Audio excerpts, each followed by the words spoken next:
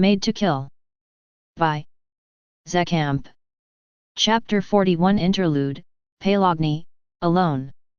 In the better part of Palogny, inside a humble office building, a detective was conducting an investigation. He was a practiced man, and knew that many times, waiting was the correct action to take. While waiting, it would be unnatural to do nothing, so he preferred to always be sipping on something. Conscious of his health, he mostly stuck to water. Sir Lecoq took a sip of water from his bottle, and grimaced at the taste. Saints, why is the water so foul-tasting today? As if the rest of all this wasn't enough. Do we really have to invest in new water purification wards for the house? He sighed, put his bottle away, took some time to light his pipe and puffed a few clouds of smoke with it. Then, finally, having taken enough time, he turned back to his task. The guard sitting in front of him was squirming in his seat now, and sweat was visibly beading on his face. Good, looks like I've let him stew long enough. Back to business. So, he began, not hurrying, taking the time to puff at his pipe between every few words. I hear you were the first one to make contact with our infiltrators, he said, looking over a file on the table. Someone dressed in a maid uniform showed up late at night, showed you a supposedly valid permission slip, and then went inside. Is this correct? The guard nodded, his face furiously, relieved at finally being allowed to talk. Yes sir, that's how it went. I didn't think to suspect a thing, she seemed like the proper sort. Had the broom and everything. Lecoq covertly used identify truth as he listened, and relaxed when the skill indicated no falsehoods. What did this supposed maid look like? The guard squinted his eyes and looked to the ceiling. The puffs of smoke were floating there, and he looked at them like a soothsayer trying to divine the future. She definitely had black hair. And glasses, right, glasses. Can't remember much else more specific. She walked just like a proper maid, didn't seem suspicious at all. You don't pay attention to maids. And isn't that convenient? Identify truth. True. Lecoq sighed. Matches with what everyone else has said so far. Nothing new. As expected, it looks like we are dealing with professionals. You are dismissed, he said, before turning back to his files on the incident. Things were not any closer to getting resolved, the Lord was starting to get really angry, and someone would have to take the blame. I have to make sure it's not me. Surely there's something useful buried in all this? He didn't take notice of the door opening and closing on the guard's exit, instead burying himself in the case files. However, no matter how much he went over the files, the case remained as impenetrable as ever. He began flipping through the files again, starting from the first one. Assailant number 1, the one that had been dressed as a maid. Name started with a Faye, probably a code of some sort. He tapped his pipe as he looked over the forensic sketch for the 20th time today, noting that it matched the guard's testimony exactly. Almost too exactly. An obvious infiltrator, spy, or something of the sort. Those types always just love dressing up as servants and sneaking about.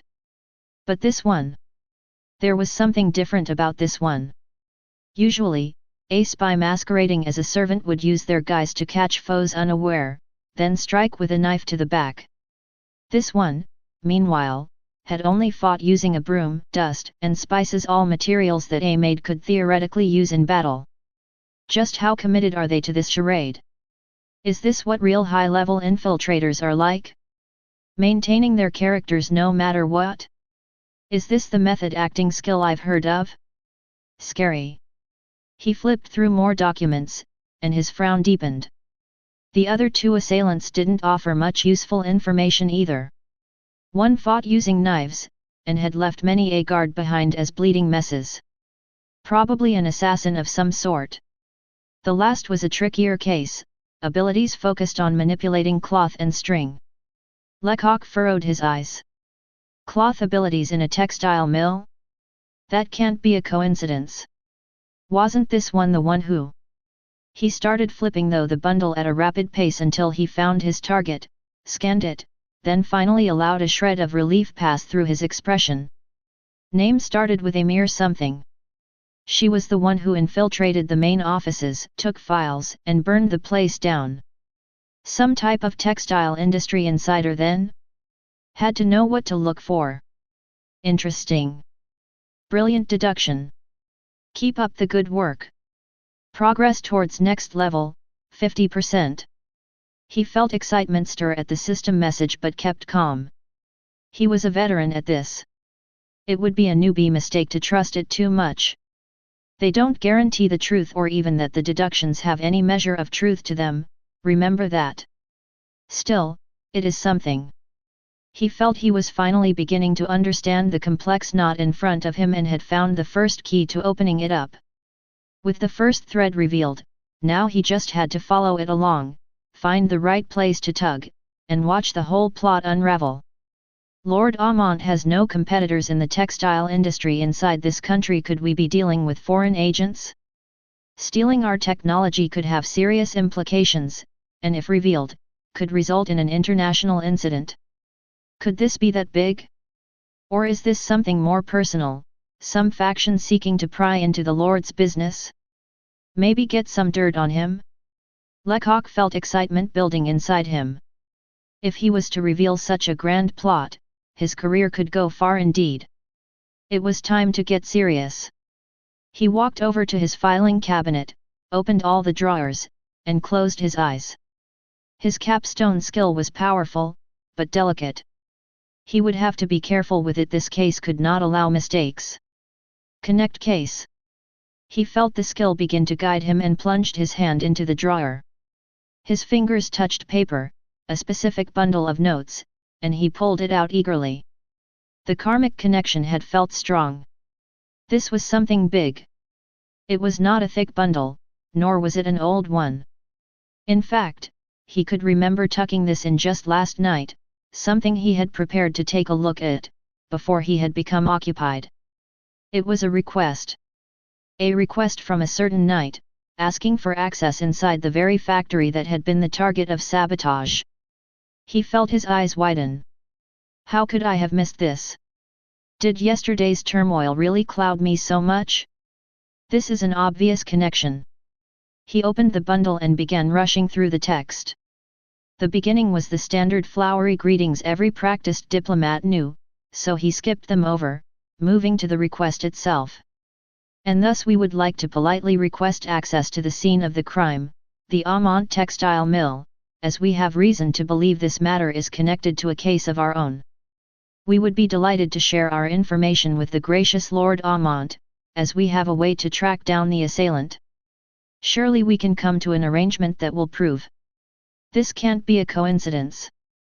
Is there a wider conspiracy afoot? How are they tracking the perpetrator?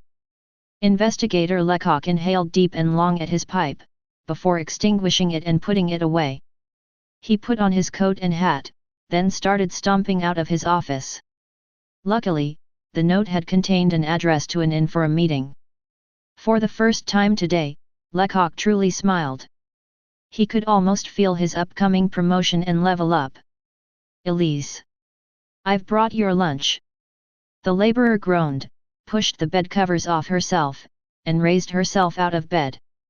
There was still a bit of an ache to her side, but it had been steadily getting better. She expected to be back at work within a week. A week, hey.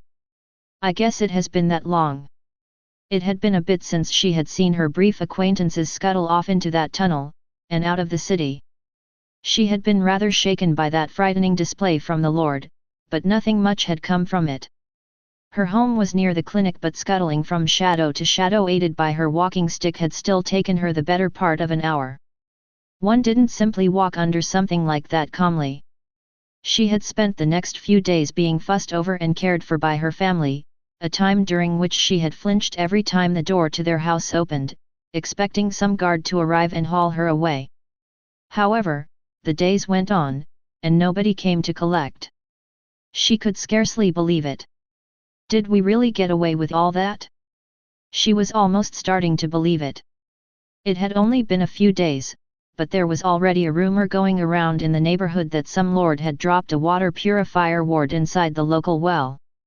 People were noticing that the water felt just a bit cleaner. Elise felt just a bit proud. "Here's your food, soup again." She almost dropped the dish, having forgotten that her sister was there. Need to stop daydreaming so much. Flushing from embarrassment, she thanked her sister, accepted the bowl, and sat up to eat. As she ate, her thoughts kept running back to what had passed. It had been a whim, really. A childish whim, a last act of rebellion against the dull, mundane future. And it worked. As a child she had always dreamed of adventure, and seeing such an opportunity thrust in front of her, how could she have held back? So close to her level up too. Me, bravely fighting back monsters, sword in hand. The ache by her side brought her back to reality, and she winced at the jolt. Right, she hadn't exactly acquitted herself admirably. She had barely helped in combat, and then had become a liability when the going really got tough. I guess becoming a true warrior really does take more than idle wishes and daydreams. Those two had some real grit to them. She could still remember the sight of Fayette fighting by her side, eyes focused, but lips twisted in a ferocious grin. Just remembering that expression brought a blush to her cheeks. There was something to that image, that juxtaposition. A frilly maid's uniform slightly tinged with blood, and that furious energy contained within. It almost made her ponder a career change. She shook the silly though out of her mind before she got lost in her daydreams again. She had some more practical concerns. She hadn't told anyone yet, but she had actually reached level 15 in the midst of all that. She had not noticed it herself at the time, out of it and injured as she was, but waiting for the others at the clinic had brought the option to her attention. She would normally have been glad, especially as she had gotten uncommon options, but her options were the type to make matters difficult. First, she of course had her factory laborer option, a common and expected one. Many others at her workplace were using it, and it had its benefits. Though, like all common class ups beyond level 15, it would hamper her leveling going forward, severely. She could say goodbye to her dreams of reaching higher levels before retirement. She had some other common options too, but those weren't really of any concern. Her uncommon ones were where things got difficult. Dissident worker, uncommon, you've played a role in a conspiracy against your employer, and are ready to do so again. Injustices in the workplace should not stand, and with this class, you will be equipped to tackle them. Bring your employers to justice. It was dangerous. She had heard rumors of such classes, and the people talked of in those rumors always tended to disappear under suspicious circumstances. Sure, the class might provide some basic aids to conceal it, some skills to fool inspect skills for example, but there were always ways. If she were to make one slip up and be found out, that would be it. Her second class though. That one managed to be even more foreboding. She didn't even dare parse its contents again, it was much too eerie for that, the title was enough to scare her off. Infected laborer, uncommon. But Olivia cured me, right? Right? What is this supposed to be? She had gotten her wish, uncommon classes and an opportunity for greatness, but what would be the cost? Could she really dare take one of them? Well, I guess I am in no hurry. I'll just have to wait and see. Maybe I'll even unlock more options? It was an unlikely hope, but she clung to it like a soldier to their shield. The other options were much too frightening. Chapter 42 Escort Quest.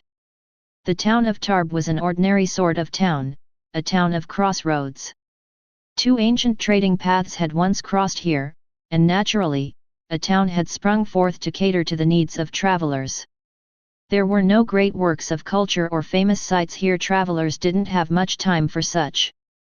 Instead, the local attractions were of a more down-to-earth sort. That one street food stall that sold meat skewers that were just a bit above average, which locals swore were the best in the region. A large, well equipped in that could always boast of having a new troupe of performers visiting, and always had a pot of stew ready for the weary traveler. Some swore that the same pot of stew had been ready to serve for over 200 years continuously, giving it that distinct taste. A market where extra baggage could be offloaded and traded, ready to keep things ever moving. Of course, the golden age of such places was past. Blimp shipping had changed things radically. It was a subtle change, an inn where visitors always had a room ready for them, a food stall that had no competitors, and a market that hungered more for sellers than buyers. Still, it wasn't the end of the world or anything. There was still plenty of overland traffic. Blimps were new, expensive things, locked into tight schedules, guarded closely by the government. Not all travelers could make use of them. Like a certain trio that was standing in front of the local Hunters Guild. The trio were rather weary of their journey on foot and were looking for better travel options. Trade caravans were suitable enough, but passage on board them tended to be pricey, unless you had something to offer them that was. Being a hunter offered certain advantages. Why pay for passage when you could be getting paid for it instead? The guild was a typical one for crossroads like this, efficiency above all. A small wooden building, nestled betwixt an inn and the market, with only enough space for a single reception desk and notice board. So, have you memorized your lines? Don't worry, I've got it all down. Saints know we've spent enough time going over it all. Even the skill. You will use the skill, right? Do I really have to? I just don't like smiling at people like that. It feels fake. It is fake. It's a skill. What use is a disarming smile if you don't use it? I have used it. Once, at least. That's how I got the lore. You're a maid. Aren't maids supposed to smile? Of course, but I don't use skills for it. The work itself provides joy enough. Ack. You are impossible sometimes. Just do it. Hey, you two done? We don't need a crowd. The third voice broke the moment, and the building argument was staved off. Fayette huffed at Olivia, then rolled her eyes at Mireille. Relax you two, I've got this. Just follow me and stand there, I don't know, all proper like. I'll even do the disarming smile. The maid ignored all further objections, turned to the door, and walked inside the guild. Mireille sighed and followed, while Olivia first took a sip from her trusty flask for good luck. A bell by the door announced Fayette's entry, and she took a moment to inspect the guild's insides.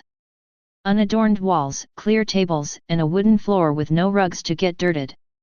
Truthfully, she wasn't the biggest fan of efficient design.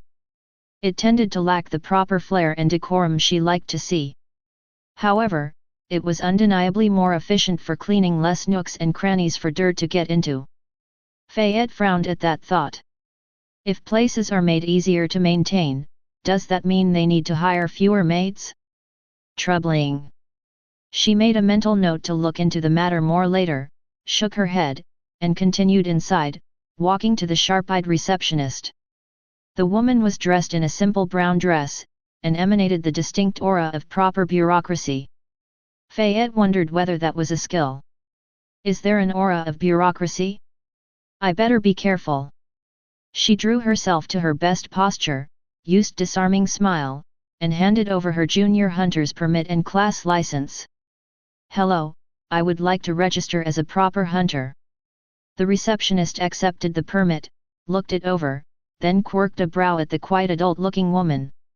A junior hunter's license, being upgraded. She took a look at the skill license and her frown deepened. Your age. Fayette used another disarming smile. It was really straining, keeping up a pleasant air and fighting her natural urge to scowl. I didn't have a fighter class when I received that, so the personnel at the guild made special arrangements. That has now been rectified. You've gotten a fighter class since. Fayette kept the smile on her face and nodded. Correct, I am now a combat maid. She felt the receptionist's use and inspect skill and shuddered as the invasive wave went through her. The receptionist was quiet for a moment, and Fayette leaned in. A combat maid is a fighter class, right? It says it so on the name. No denying that. I suppose so. There is some precedent. Maid rogues, maid bodyguards and such, but I haven't heard of one with the class and modifier this way around before. The receptionist dug out some files, and began flipping through them. I'll just fill in this form for you, take it up to get stamped, and then you should be able to get your new license. Fayette's eyes widened. Is this actually happening? I expected a lot more resistance, last time was so annoying. Okay, no messing things up this time. Sure. Go ahead and do that then. She took a step back and waited, and after penning a few more lines on paper, the receptionist rose up from her seat and walked into the back room. Fayette shuffled back to Mireille and Olivia, who had been waiting behind her. Did you see that? Is disarming smile really that powerful? I think it was more that you said the right things and had the right documents, Mireille replied. She didn't need to ask many questions or consult many rules, so things went fast. So, I didn't need to use disarming smile after all. Olivia elbowed her. Always use all tools that can increase your probability of success. You only get one first impression, best go all out, just in case at least. Fayette thought that made sense, she didn't tend to spare any effort with her maid duties after all. It was always good to bring out the all-purpose cleaner right from the start. The backroom's door opened, and the receptionist returned to her seat. Fayette tried to focus herself again. All right, now for step 2. She walked back to the desk, accepted a bronze token from the receptionist and saw that her information was imprinted on it. Thank you. Is everything set with that? Yes, your hunter registration has now been completed. Fayette nodded, then gestured behind her, at her waiting companions. Right. Then, I want to form a hunter party and have these two officially join it as support members. They are a doctor and a seamstress. I will vouch for them. At her gesture, Olivia and Mireille walked beside her, and negotiations went on. Once more, Fayette was surprised at how easily matters were handled. As Mireille took up the speaking, it felt like they were flying past all the bureaucratic steps at record pace. Fayette took measure of the guild again. Is it because of how this place is built? An efficient building leads to efficient work? Or is it the other way around, a messy building tells of administrative failings? The Paylogny Guild did have a distinctly messy air. Only at the finishing line did an obstacle finally appear. There was one last spot to be filled on their sheet. The receptionist tapped it with her quill, then nodded at Fayette. So, what should I mark as the name of your party? It took Fayette a moment to realize that the receptionist was talking to her, and not Mireille. Oh, right. I suppose I am the party leader. She ran her mind, thinking through what her party really was about at its core. What are we setting out to do? What was our activity in Paylogny all about? How about the cleaners? The receptionist noted the words down, and after that, all that was needed was another visit to the back room. With how quickly the receptionist handled matters there, Fayette suspected the room only contained the rubber stamp needed for the papers and some contraption to make the bronze badges. The woman came back almost right away, holding 2 bronze tokens in one hand, and a thin pamphlet in the other. She handed the tokens to Mireille and Olivia, then turned to Fayette. As the leader of a new bronze rank party, you'll naturally have to be aware of your rights and limitations. Fayette flipped through quickly and felt despair when she saw that the pamphlet's thin outside was a trap, as the text inside was tiny, allowing for an endless litany of rules and regulations. She tucked the pamphlet into her apron of holding and threw out one last disarming smile, this time powered by all her despair. How important is it that I understand it all? I think we can handle ourselves well enough. Is there anything especially important in there that I should pay attention to? The receptionist gave Fayette a knowing look, but a hint of a smile tugged at her lip. Ah, that pamphlet is quite something, yes. Well, as a newbie team, the only thing you really need to know is whether to run towards an enemy or away from one. Do you have any insights on when to do either? Fayette activated the full power of her mind and desperately searched for any hints on such matters she could remember.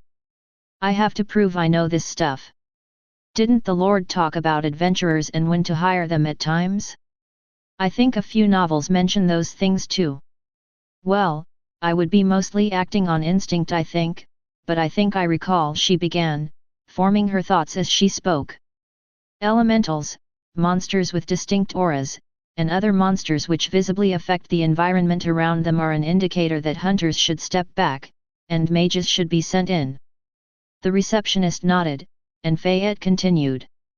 In other matters, we'll try to rely on more experienced hunters we meet, and trust in our instincts. Good enough. About as good as we can expect, the receptionist replied, shrugging. Can't exactly be picky these days, monster attacks are on the rise. You seem better than most. Fayette felt herself relax and let out a deep breath. Mireille nudged her gently, still admiring her new token. The maid focused.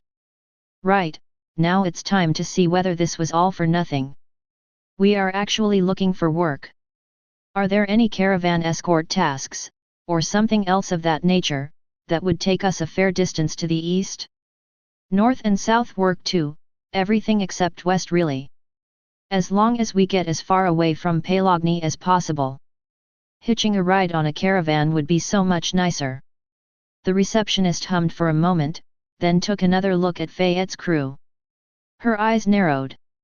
You know, there is actually a task that fits your profile really well. We were getting worried that no one would be able to take it, but your group should do fine. She walked to the mission board and ripped one task right off it. Fayette flinched back. They're even allowed to rip those off here. I got scolded for that back in Pelagny. The receptionist handed the task to Fayette, and she looked it over. Escort task. High priority. Governess Adrian requires an escort for her travel to Aro.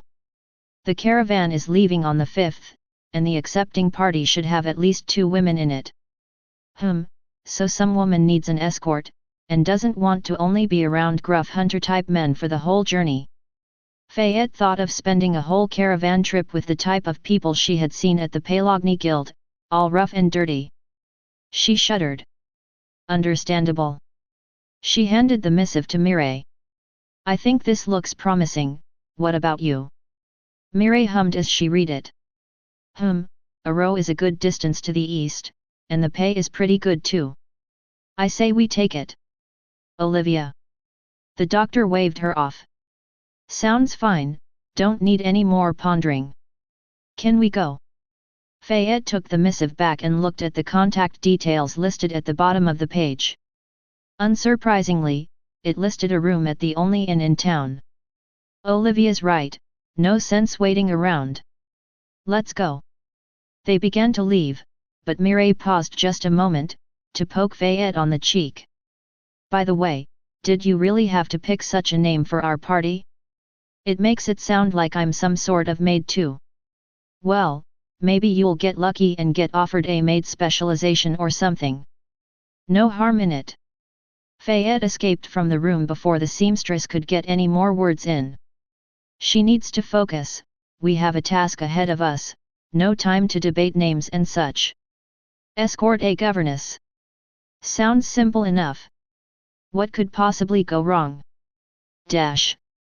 After a quick walk to the building right beside and a walk up the inn's stairs, the newly branded cleaners were knocking at a door on the 3rd floor of the inn. They had been a bit surprised to find that their employer had booked the inn's luxurious grand suite. Mireille had grown excited. Expensive tastes, hey. Explains the pay. They knocked, and they waited. Silence. The trio waited a minute, then Fayette knocked again. This time she could hear a flurry of activity from beyond the door, and after a good period of stumbling and rushing from inside, the door finally opened, revealing a woman. All 3 members of the cleaners felt their eyes narrowing at what they saw. Mireille saw the clothes the woman was wearing, a fine long-sleeved dress embroidered with lilies at the helm, a garment much too fine for any governess to wear. A bit wrinkled from lack of care, but the quality could not be hidden that easy. Olivia saw pale skin that shone with unnatural health, and hands that showed no marks of work, hands of one who had others do all menial work for them. And Fayette, well, she didn't even need her eyes to see. As she felt the woman's clear blue eyes focus on her and saw her long blonde curls twirl as she turned her head, Fayette shuddered. She could have felt it with her eyes closed, deep inside her class. The same sort of feeling she had felt there before, that bit of her that was missing something. The trio turned to each other, an instant understanding passing between them. This was no governess. This was a lady. Chapter 43 The Lady. For the first time in her life, Fayette beheld a lady from up close and really looked. She felt disappointed. Her first, instinctive impression of the woman had been one of grandeur, blue eyes and blonde hair, like straight out of the stories. But on closer inspection, those bits of grandeur slowly but surely dripped away. Her garments may have been fancy, but they were in a mess. Her dress was quite rumpled and fit the woman awkwardly as if it had been tied up all wrong. Her makeup and hair were also in a slight state of chaos as if done by unpracticed hands. Fayette felt her instinctive disapproval bristle at the woman's lacking state, especially due to the class she felt her emanating. This isn't a proper look for a lady. Not at all. She felt that familiar urge to fix, to clean, and make orderly. But held back her twitching hands, barely. This was no time for such. The lady had stood silent and blinking for a few heartbeats after opening the door, staring at her. Then she finally managed a greeting. Well, hello. Is there something I can do for you all? Fayette almost began to curtsy but flinched back at the instinct. Hey. I'm a free maid, and she's supposed to be a governess. No curtsying. She was wary of interacting too closely with a noble, especially as the throb in her class felt clearer. She poked Mireille to the side. You go deal with this. The seamstress stepped forward and gave the woman a curt nod. Miss Adrian, I presume? We saw your request at the Hunters Guild and came to offer our services. The lady's eyes brightened, and her tone brightened with it. Really? Perfect. I was beginning to get worried no one would take the request. She eyed their group, an investigative gleam to her eye. You three are hunters then? An unusual group for sure then, I haven't seen others like you before. Why? She paused for a second, then gasped, and shuffled sideways to open up the doorway. Pardon me. May I invite you inside? I'm afraid there's no tea to serve. Fayette started to follow the woman inside the room but couldn't hold her tongue. The woman was really not fitting into her supposed role. So, you're a governess then? The lady missed a step, just for a moment, but regained her balance right away, continuing as if nothing had happened. She turned and made a terse smile. Ah, of course, I am, yes. Why wouldn't I be? Fayette just smiled and nodded, then followed the woman into her suite's tea room. The place wasn't in the best state either. An open luggage bag laid against the room's back, and its contents were strewn all around it with no order to them at all. Dresses, food rations, papers, all on the floor in a messy heap. There seemed to have been some hasty attempts to stuff them back in, but the job had been left halfway done, which somehow made it even worse. Fayette's fingers twitched more. Excuse the mess. The lady said, pulling back a seat at the room's table.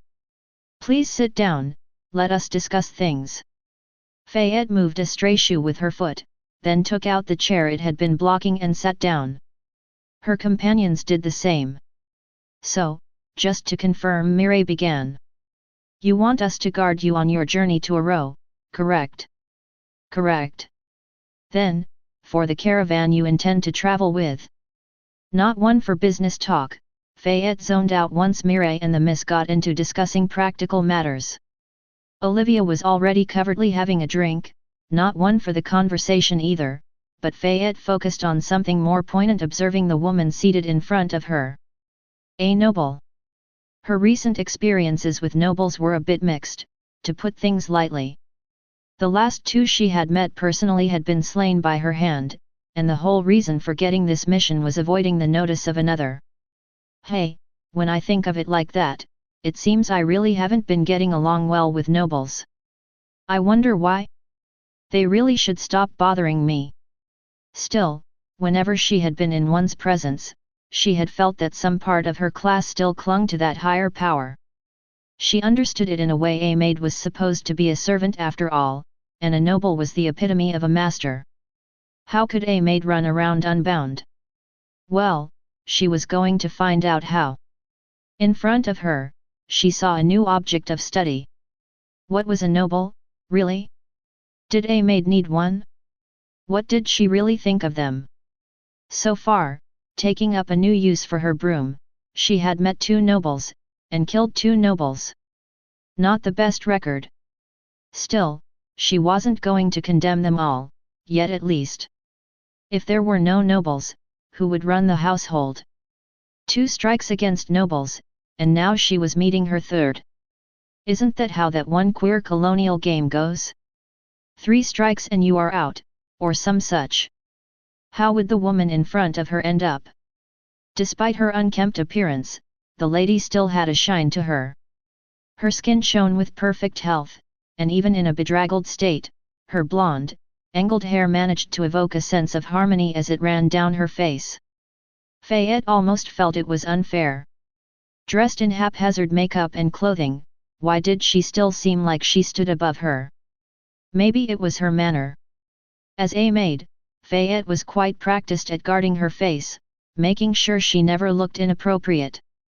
The difference with this lady, however, was that she seemed to always look appropriate. It was a small change, but the gap it opened was high as a mountain. Simply keeping your face neutral and pleasant was one thing, but being able to shift between sympathy, attentiveness, and a charming smile whenever appropriate was in a league of its own. Is that what lady skills do? Make you able to smile well? It felt like she had been staring at the woman's face for scarcely a minute, but soon Mireille was rising from her seat, and Fayette snapped back to the moment. Thank you for the offer, I'll consult my teammates on it, then we'll decide whether to take it on. Mireille said, motioning for Fayette to rise as well. Of course, feel free, the lady answered, waving them away as if she didn't doubt their acceptance one bit. Fayette silently followed Olivia and Mireille out, and they stayed silent until they were out of the room and down a staircase. Faye, do you think we're far enough yet? Mireille asked. Maybe. I doubt she would be able to listen in from here. Oh, you noticed too? Olivia asked, looking between the maid and the seamstress. That we are dealing with no ordinary governess. All 3 nodded together. A lady. Mireille sighed. So, what do you think is the case? A runaway lady, escaping a bad marriage? Isn't that the usual bit? Olivia crossed her hands and leaned back against the corridor wall. Doesn't have her family's support, that's for sure. No servants or guards to watch after her, but she's still reasonably well equipped. Not practiced at doing things herself, Fayette added. Probably a rather wealthy family. Used to always having a maid to deal with things. Having trouble managing now. In short, troublesome. Mireille said. The seamstress narrowed her eyes, and looked at Fayette and Olivia. Be honest you two, did you listen to my negotiations at all? Nope. Not one bit. The seamstress visibly drooped down. Right. As expected, really. Well, the money is good, and we would get a spot on that caravan ride. Only problem is whatever she's running away from. Olivia finished. She looked up the stairs, and nodded her head that way. Marriage runaway would be alright, low danger. However, if it's a more serious conspiracy, we could end up under real threat. I didn't really get that feeling off her, Mireille said. She seemed too carefree for that. Fayette scoffed. She's a lady. You saw how she talked. You're feeling how she wants you to feel. She was a complete mess and I still somehow feel a bit endeared by it all, like you feel seeing a pitiful bird lost from its nest. Don't trust your instincts too much here, don't get charmed. Keep a clear head. Mireille looked surprised. Do you think there is some danger here then? What do you think, Faye? Fayette motioned for her to wait a moment and closed her eyes. What did she want here? Honestly, she couldn't help feeling like this was an opportunity. She was curious. At the moment, there was something off, unbalanced about her class. She felt it whenever she was in the presence of a powerful noble, and it had been very annoying and inconvenient. She didn't want it to continue. Whatever is going on here, I want to find out what it is, and fix it. Would she get a better chance than this? This Lady Adrian, or whatever her real name was alone, away from any dangerous retinues and family. Fayette really doubted the lady would be able to achieve any ill designs on her, especially as their group had her quite outnumbered. Wasn't this a prime opportunity to poke and prod, to test things out? I have to take this chance. Where will I get a better, safer, more controlled opportunity to closely examine a noble? No, a lady. It was time to become a researcher. She opened her eyes. I think we should take this job. Sure, there might be some risk involved, but I trust we can handle ourselves. Let's do it. Mireille. The money is good, the seamstress said. I am in if you are. Olivia. No opposition. No point worrying too much. I don't think the chance we'll get ambushed and captured is too high. Fayette nodded. All right then, it's settled. Let's do this.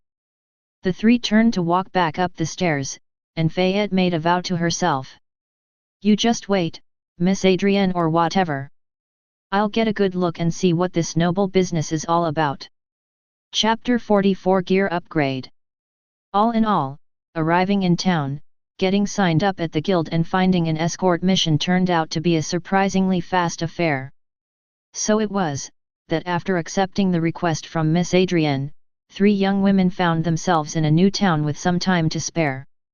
The caravan would be leaving on the following morning, so the trio had a good half a day to spend as they wanted. In a way, Fayette felt like she was getting a small break. She hadn't really had much time to explore Paylogny, what with all the cleaning work she had to do there, but this town felt orderly, at ease. For the first time in a bit, she didn't feel any urge to get cleaning. The 3 stood outside the inn, Olivia digging through her bag, Mireille lost in thought, and Fayette examining her broom. The doctor was the first to speak. I think I have to go resupply, she said, closing her bag with a sigh. Ended up using a lot back in Paylogny, and now I risk running empty. I think I might have to head out shopping too, Mireille said. She turned to look at the market on the opposite side of the road, eye drawn to the rich furs on display. Me 3, Fayette added. She experimentally made a few swings with her broom, then inspected it closely.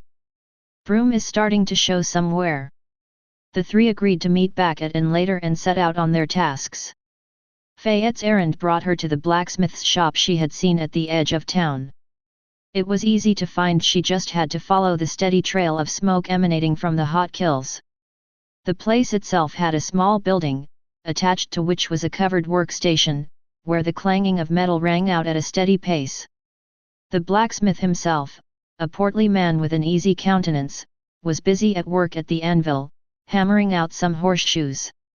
Fayette approached his station, but stayed back to wait for him to finish. It would be rude to interrupt. And, well, she had always liked watching people work metal. The steady swings of the hammer reminded her of the swings of a broom, and she felt herself relaxing and easing up as she followed the rhythmic clanging. Every maid needs a good blacksmith to rely on. Much harder to do good work with a rusty pan and dull knives. No need to wait there, girlie, I can talk as I work. Fayette started at the voice and realized that the blacksmith was looking at her, while still hammering at the horseshoe. Excuse me, I came to offer some work. Would need it done quick though. What kind of work? I have some pots and pans ready to go. Fayette thought for a moment while she was here for her broom, she could still honestly use a good, big pot. She had neglected her kitchenware when ransacking the manor, so she was only working with one small pan at the moment. Yes, I could take one pot, a good big one, but mainly I'm here for a weapon. This attracted the blacksmith's attention, and he stopped pounding at the horseshoe, setting down his hammer and rising up to examine Fayette. A weapon, hey? A knife could suit you well. Don't need much force, just get close and stick 'em. I have ones sharp enough to pierce through leather armor, one nick is usually plenty. Or do you have something specific in mind? Fayette nodded. Actually I do. She raised up her broom. I want to upgrade this. A quarterstaff? I mainly work metal here, but I know who to ask. No, Fayette turned it around, revealing the bristled end. A broom. To his credit, the blacksmith only stared blankly for half a heartbeat before returning to his professional bearing. I see, can I have a look at that? Fayette handed over the broom, and the man began examining it, eye flashing with insight from an ability. He nodded, then turned back to Fayette, this time with respect in his look. Seen a lot of use. This has a true weapon. Can scarcely believe it. What do you want done with it? He tapped the blunt end and dragged his finger across the grains of wood. It's taken a beating, but should still manage for quite some time, especially with some reinforcing. How about adding a spear tip to the end? Fayette thought on the option. True, poking holes in your enemy was a proven strategy, but it had some issues too. First of all, typically, when you poked holes into people, blood tended to come out. Fayette had done some experimentation on that herself. Poke enough holes, and you would have a veritable bloodbath. Fayette frowned at the image. And guess who's going to have to clean all that? Some poor maid. Besides, I have to be careful to not make a mess. My maid armor needs me clean. No, no to blood splatter. She shook her head. No, a bit too messy for me, really. I prefer to bash them so the blood stays inside, you know. A lot more elegant. The blacksmith stroked at his beard and hummed in thought, then started measuring the sides of the blunt end. How about something mace-like at the end? Will give blows a lot more oomph. The idea sounded better, but the phrase mace-like struck Fayette the wrong way. Though she wanted a weapon-ish upgrade to her broom, she still wanted it to remain a broom first and foremost. Not a mace with a broom head attached at the other end. It felt important it should be like that. Is it an MMA thing? I guess you wouldn't do maid martial arts with tools a maid wouldn't use. Can you make the metal bit kind of small, and ornamental looking? Like, someone looking at it would think it was a broom with a metal end and not a mace with a broom end. Something more inconspicuous then? Good for catching people off guard, I see. The man turned the broom over in his hands and turned to look over his tools. I think I can arrange something like that. You needed this for tomorrow? Should be manageable. Fayette nodded. I'll leave the broom with you and come to get it back tomorrow then. Now, about the cost, and about those pots.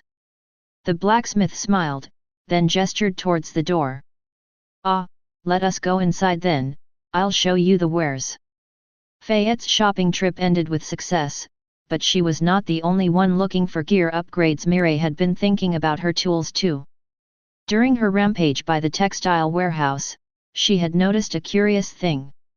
Whenever she took up a new type of cloth for use, she would get a noticeable increase in experience gain. So, here she was, perusing the local market, looking for good deals on cloth. She needed to use the textiles for something meaningful, just throwing them about wasn't enough, so she planned to buy some more exotic types, and save them for later. First use them to tie down some enemies, then later make some clothes out of them. She wanted to maximize the amount of experience she got for money spent. Being a seamstress is all about making clothes, so it makes sense that using new materials in new ways is encouraged. Factoring in the challenge and danger factors, I should be using difficult materials. Success may be harder, but the rewards will rise proportionally. She was planning a project. If she really wanted to level, she needed to do something special, some type of clothing project more ambitious than anything she had attempted before. She didn't know what quite yet, so she was planning as she perused. The local offerings were rather good, which was not unexpected. Crossroads a bit out from the biggest cities were a typical place for hunters to offload their catches, so the supply of furs was especially affordable. Mireille was having a look at the selection, feeling the different leathers and furs for their properties, and only recognizing half of them. This grayish coloring, an odd feel, what type of beast is this from? She raised her eyes and saw that the pelt was in her budget range. Excuse me, what type of pelt is this? In a flash, a merchant was by her side, a pleasant smile on his face. Ah, you have a good eye, miss. That's a dire beaver monkey pelt, just had a catch come in a few days ago. A pack of them is apparently loose nearby. One of the best materials for resisting water and fire you can find, though it can be a bit tough to work. Are you interested? Mireille had heard of beaver monkeys before. Their pelts were a common staple in upper-class autumn fashion, renowned for how they kept the water out. The rainy season is just arriving. If I fashion something out of these, I should get good experience, and get a good price from the sales afterward. Maybe even something bigger. I'll take 4. Now for those pelts over there. And so, 2 of the party managed to find the goods they were looking for, but the doctor had been shopping too, and of the lot, she was unquestionably most efficient. The woman had simply walked back into the inn, knocked on the front desk to summon the innkeeper, and made a simple order. Excuse me, I need a few bottles of the strongest ale you can offer. I'm a doctor. True, her shopping was strictly for personal use, but she was still a doctor, so she threw in that magic phrase. Strangely, it always tended to make sales a lot easier to negotiate. Olivia found it very convenient. She had many reasons to drink, especially with what had finally gone down in the city. But that issue was a tale for another time. So, by the time the other 2 returned to the inn, Olivia had been finished for an hour. Ah, you 2 finally arrived, took long enough, she said, downing her 3rd mug for the day. Fayette and Mireille frowned, but still sat down at her table. So, everyone has the things they needed? Mireille asked. Sure do, Olivia said, raising her mug up. We'll be done for tomorrow, Fayette said, nodding. Right then, for our rooms, Mireille began. Fayette groaned. Do I really have to do it? I don't have a good feeling at all about this. Faye, you know it's more efficient like this, right? Think of the money. Fine, fine, I understand. The maid said, then slumped down on the table. It's just I know this is going to be troublesome.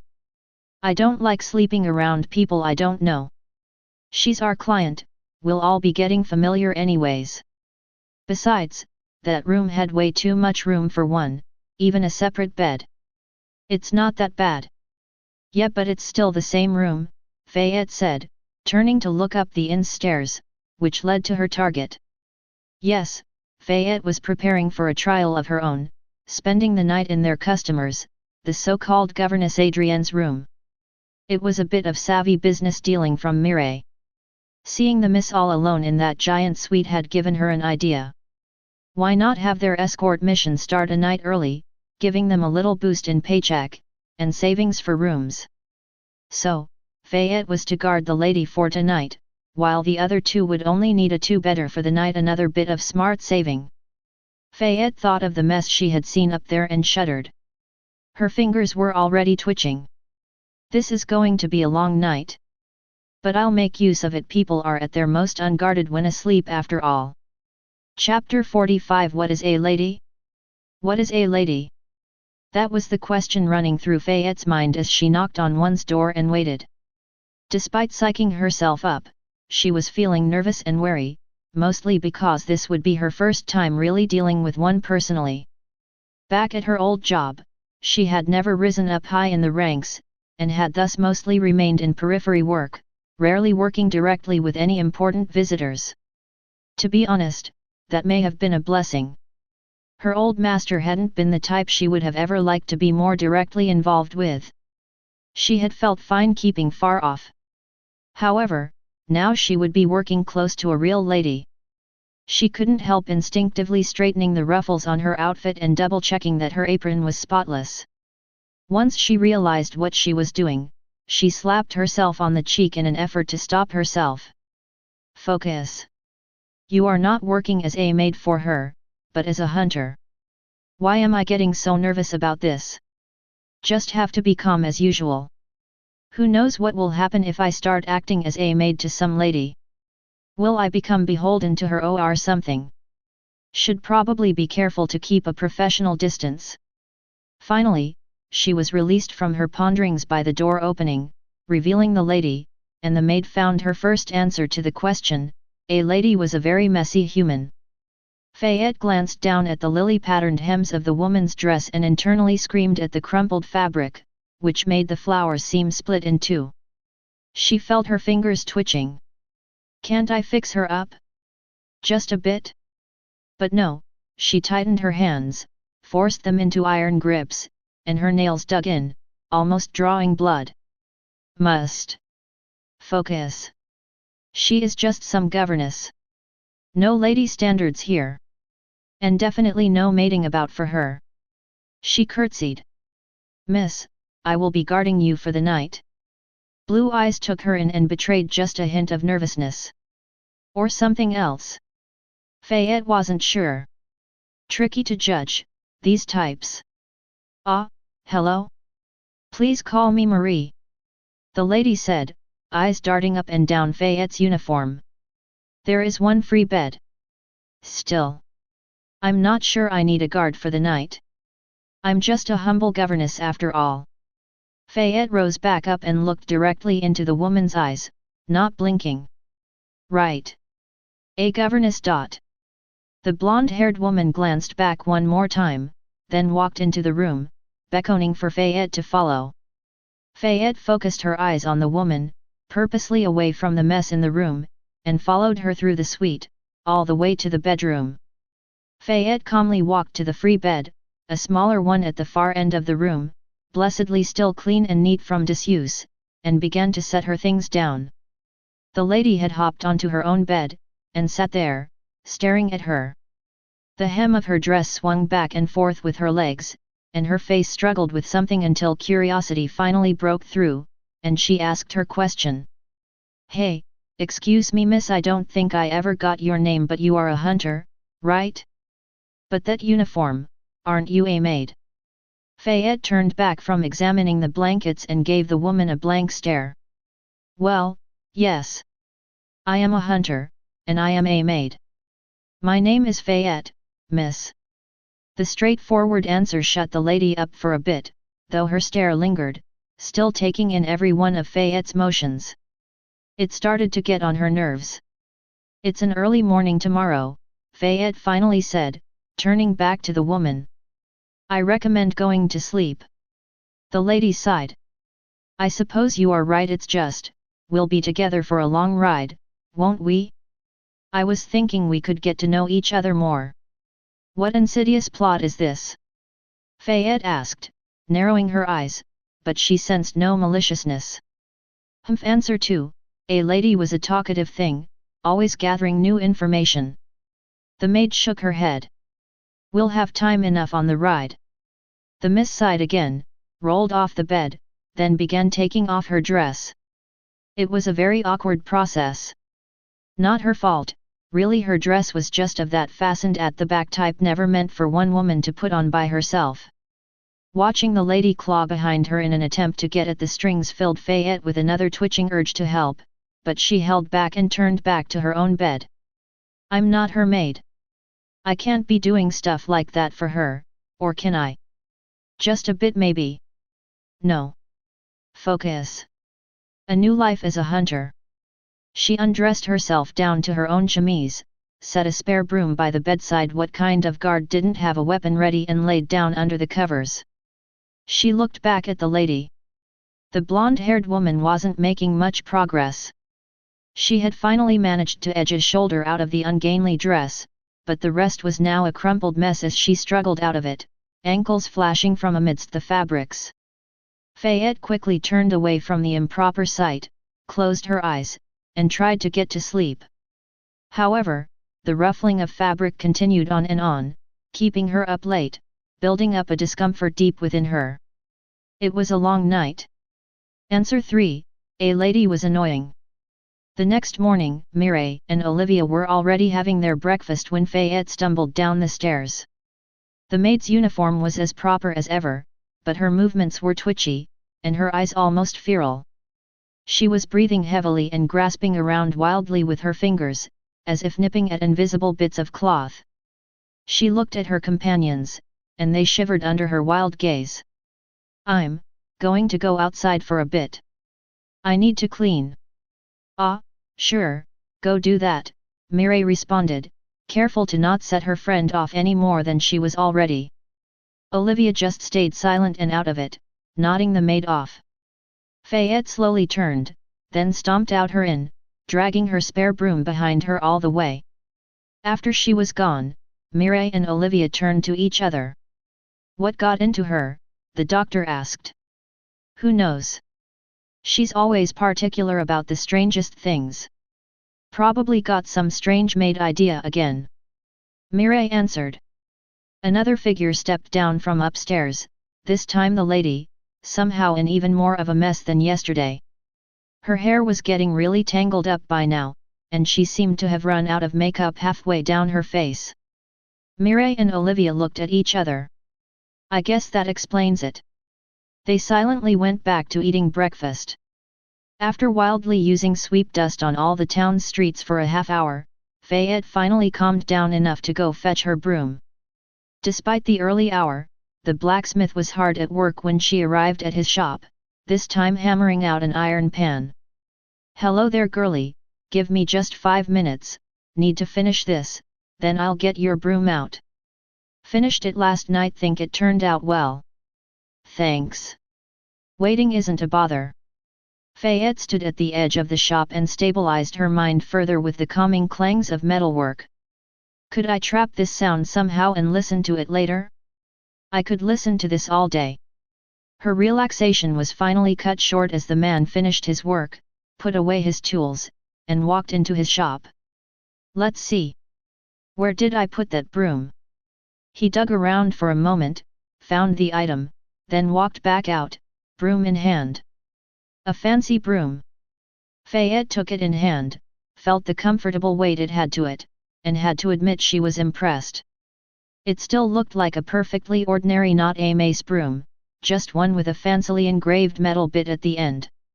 She examined it closer and saw that although it wasn't very thick, it still added a nice weight to the end. Altogether, the broom still felt very balanced in her hand. She looked back to the smith. "Why does it feel more balanced than before? This new metal bit at the end should imbalance it a bit, no?" The smith grinned and stroked his bushy bear. "That's what a beginner might get done, but I have some tricks in these old bones. Feel at the other end, won't you?" Fayette turned the broom around, then measured the bristled end in her hand. It felt heavier there too. "You added something here?" He nodded. "Yes, just a bit of a metal core to balance out the other end. Should make it handier to use either end." Fayette walked a bit from the workshop to a more open spot, then twirled her new broom about in her hand, marveling at the new feel it held. She closed her eyes, focused on her maid martial arts, and went through a few forms. The blows felt weightier now, a building wave instead of a steady pulse. It was like moving from a swift, steady walk to a rhythmic dance. She smiled, all worries of the day forgotten. Now this was a proper weapon for a maid. One had to be prepared, she had killed 2 nobles already. Was that what a lady was? Another new target to get brained by a broom? Fayette stared at her broom long and hard, then shook her head. "No, Mireille would probably be really mad if I killed our employer. She turned to the blacksmith. Thanks, this will do well indeed. How much do I owe? After paying the smith with a small added bonus, Fayette headed back to the inn. Her friends and the miss were already gathered outside, next to a caravan of wagons. Oh, guess the time to leave is near. She walked to Mireille, who was standing in a ring of hunters, talking to a silver-haired man dressed in simple leather armor. The seamstress noticed her approach, and shuffled a bit to the side, making room for Fayette in the ring. And here is the last member of our party and its official leader, Fayette. Despite her garb, she is a quite proficient fighter. Fayette frowned as she stepped next to Mireille. She crossed her arms and looked at her friend. What do you mean despite? The right word is because. Mireille sighed, then nodded at the older man standing opposite her. Faye, this is Martin, leader of the Salted Knives, the other hunter party guarding our caravan. Fayette turned to the man and noted how old he seemed to be: silver hair, a neat mustache, and skin wrinkled with age. Still, he seemed spry enough. Fayette nodded at him. Greetings. The aged hunter lifted his hat and bowed to her. Greetings, miss, pleasure to be working with ye. As your friend said, name's Martin. We've got more proper guard types traveling with us too, but it's good for us hunter folk to stick together. He nudged the younger man by his side, a youth with a face very reminiscent of his, just all brown instead of silver. This here's my son, Martino. Hunter too. In fact, I started this job to look after the fool. He ruffled the young man's hair, much to his displeasure. Can't have the little rascal running off on his own and worrying his folks, now can I? The youth squirmed under Martin's iron grip. Dad! Stop introducing me like that. We've been over this. Martin just chuckled, then looked back to Fayette. Rest of our party are good lads too, I'm sure we'll get along fine. Fayette curtsied in their direction, face the very picture of a dignified maid. Pleasure to be working with you too, then. Martin tipped his hat one more time, then sauntered off to direct the loading of the wagons, dragging his son behind him. Fayette found her eyes following the pair. Parents, hey? Wonder how that feels. She turned back to Mireille. He seems an experienced sort. Did you get any good information? Mireille nodded. Seems our route isn't generally the riskiest sort, but there have been more bandits around lately. The war taxed people out here especially heavily, and there's been discontent about. We'll need to keep our eyes open. Did he say anything about how risky things are? Hard to judge, but 1 in every 5 wagons has been disrupted from schedule lately. Fayette pondered over the danger and looked over their caravan. They had 5 wagons altogether, 3 for merchants and 2 for travelers. They were simple constructs, sturdy wood pulled by hardy horses. Should be defensible enough with all the guards and hunters we have. As she ran her eyes through the group, she finally spotted their charge, the lady herself. The young woman had apparently managed to pack up her things and was now struggling to load her luggage into the backmost wagon. The bags were so large and heavy that Fayette couldn't help wondering how the dainty-looking woman had gotten them this far. Still, looking at the struggling woman, she once again felt the urge to go attend to her needs. Fayette sighed. This much should be safe, right? I think one can expect a guard to help with the luggage. She walked over to the woman, then gestured for her attention. Excuse me, miss. Can I help you with that? A relieved smile spread on the lady's face. Ah, yes, thank you. Fayette stepped to her side, and they pushed the large bag inside the wagon together. Then, Fayette picked up the leftover bags from the ground and hefted them up too. Brilliant work. Keep it up. Progress towards next level, 50%. The maid froze mid-step. Wait, what? I didn't do much of anything there. Hey, is something wrong? Fayette sprang back to motion and looked back at the concerned lady. She plastered a terse smile on. Oh, no worries. I'll just go think on one matter. Those words said, she quickly shuffled away from the crowd and leaned back against the inn's wall.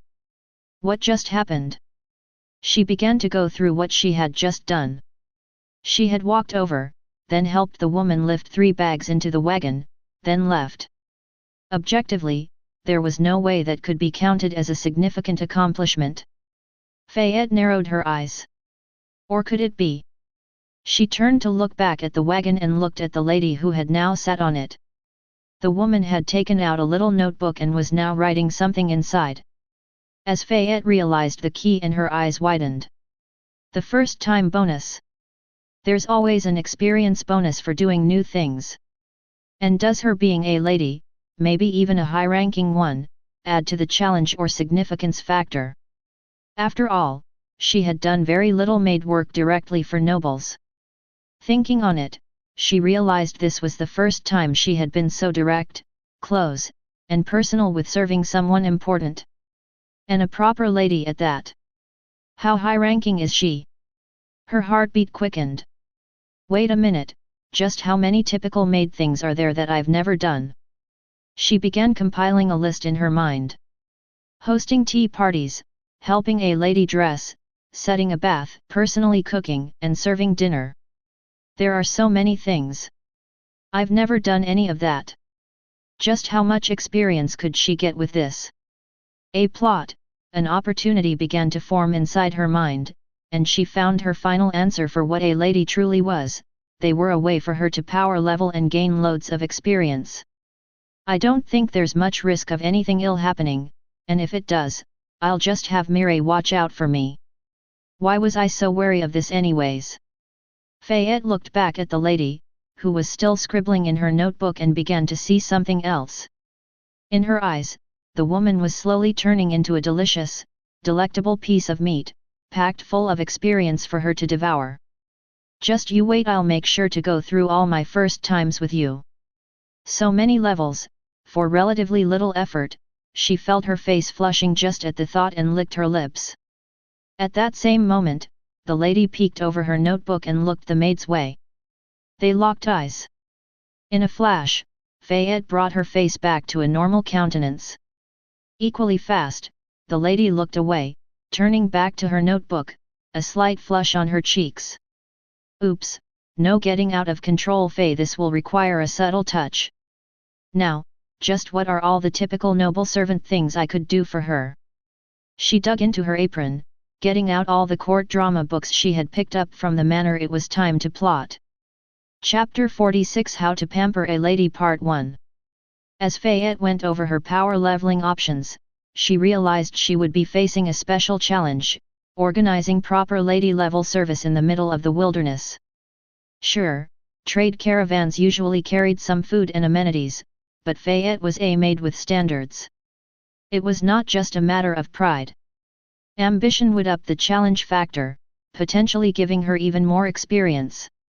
There wasn't much time before the time to leave town would come, so she excused herself from the group for the morning, and went on a manic shopping spree through town to gather all her needs. The friendly blacksmith had a lot of what she needed, and when he didn't, he knew where to ask.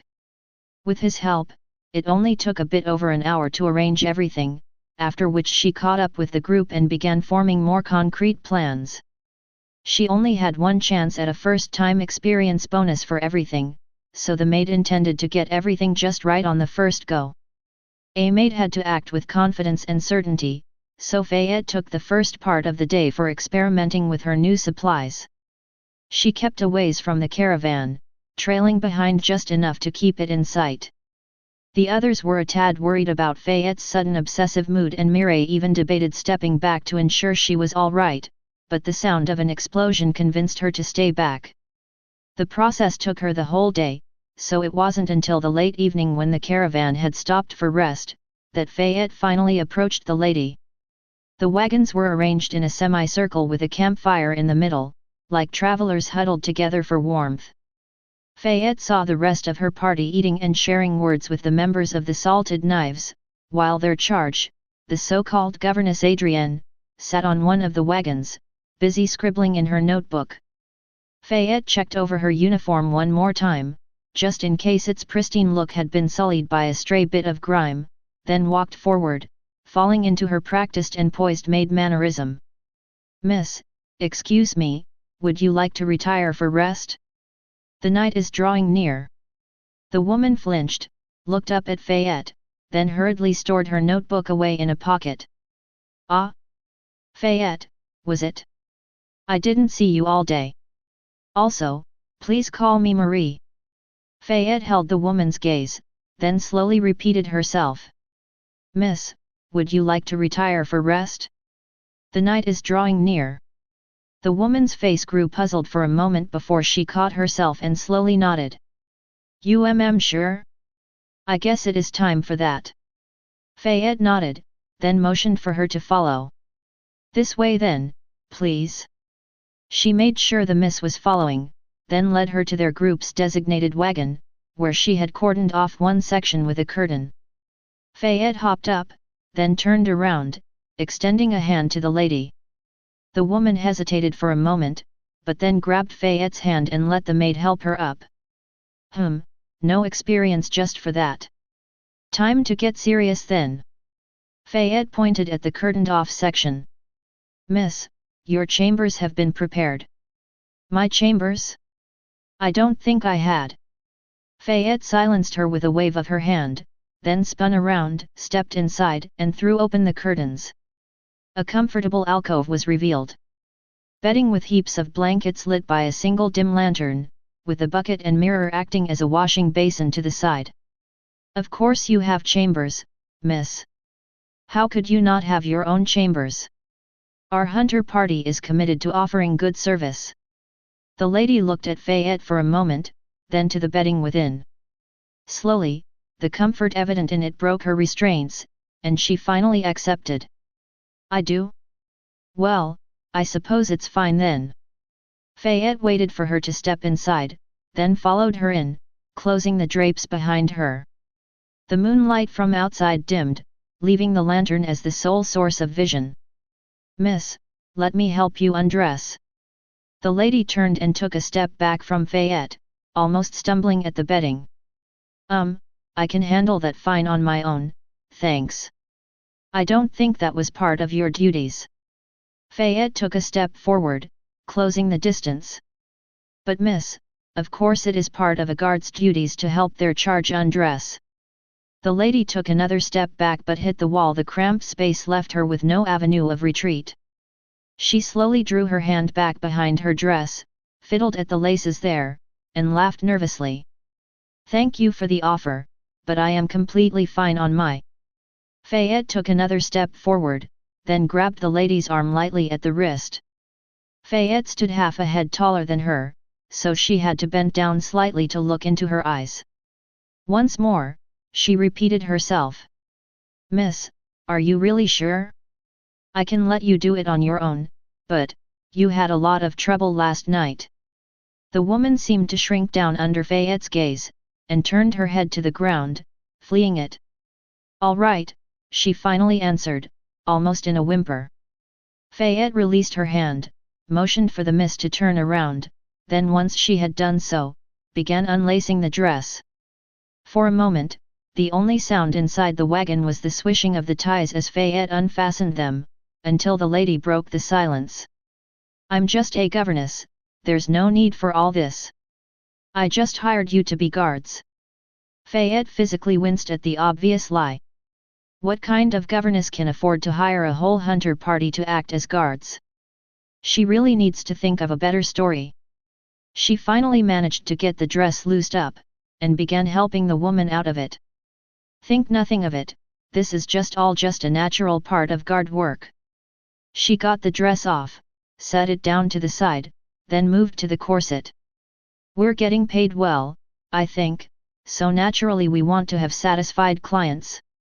For the rest of the process, the miss stood silent, letting Fayette remove each garment one by one. As Fayette removed the last stocking, leaving her in only a night chemise, she finally heard the notice she had been working for. "Good work. Progress towards next level, 60%. Fayette smiled wide, almost tasting the delicious experience on her tongue. "Nice, A whole 10%. I knew this would work, now then. She moved a bit to the side, then motioned at the room's washing basin. Now, miss, let me wash your face for you. Let's get that makeup off. The lady gave Fayette a long look, looking as if she was debating something, then finally sighed and walked forward, letting the maid have her way. Fayette grinned with satisfaction, then got back to work. Good work. Progress towards next level, 70%. Fayette woke up early the next morning, wedged between Mireille and the wagon wall. With a good bit of the wagon cordoned off for their client, the rest of the party had ended up rather cramped.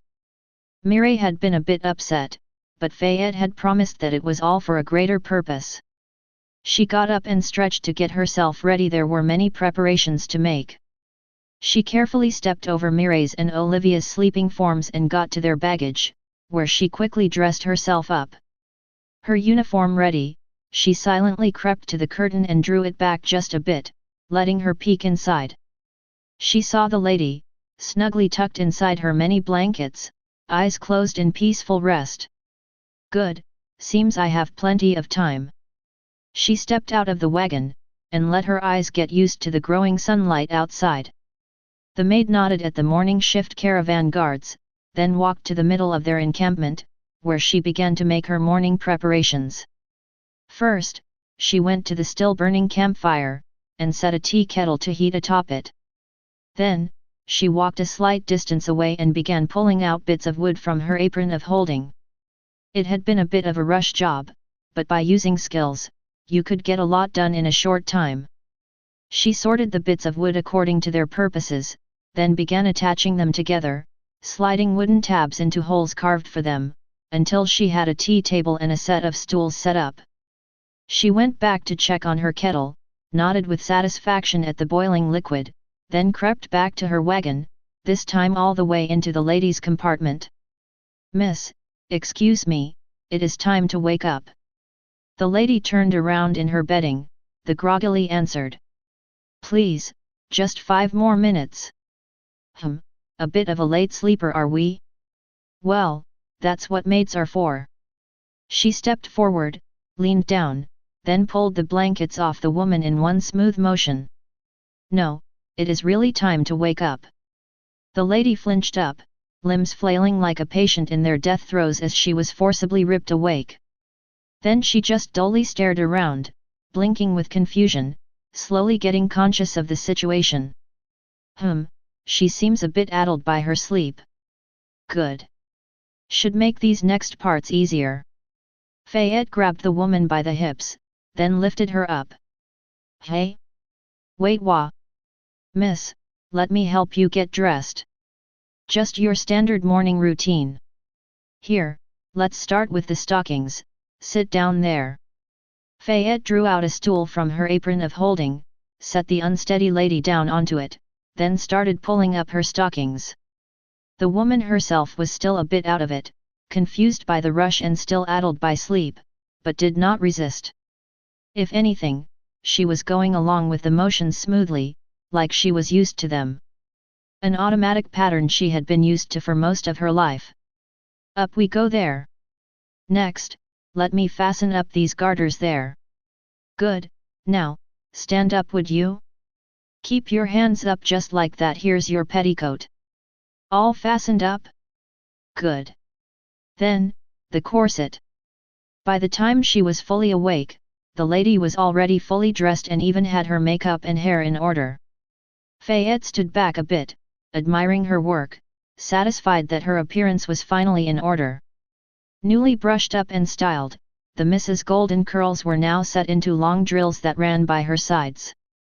Her freshened dress was finally in order, giving off an impression of refined elegance. The lilies embroidered at the hems now shone in the sunlight, like they were blooming fresh for the spring.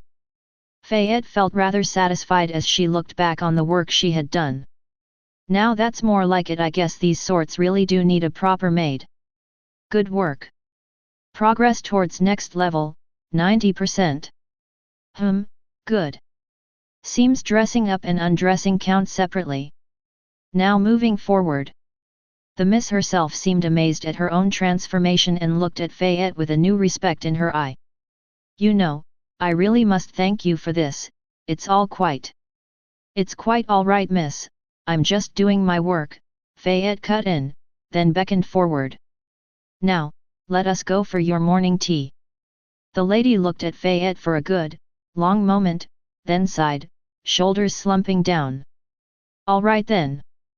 But please call me Marie. Of course, miss. Now, follow me. This way please. It was time for an elegant tea party on the road. Chapter 47 Interlude, Elegant Tea Party. Right at the break of dawn, in a peaceful roadside forest meadow, a tea party was beginning. Naturally, there was a table a bit hastily put together and shaky, but a table nonetheless. Set around the table were half a dozen rickety wooden stools, somewhat lacking in elegance, but perfectly serviceable considering the circumstances.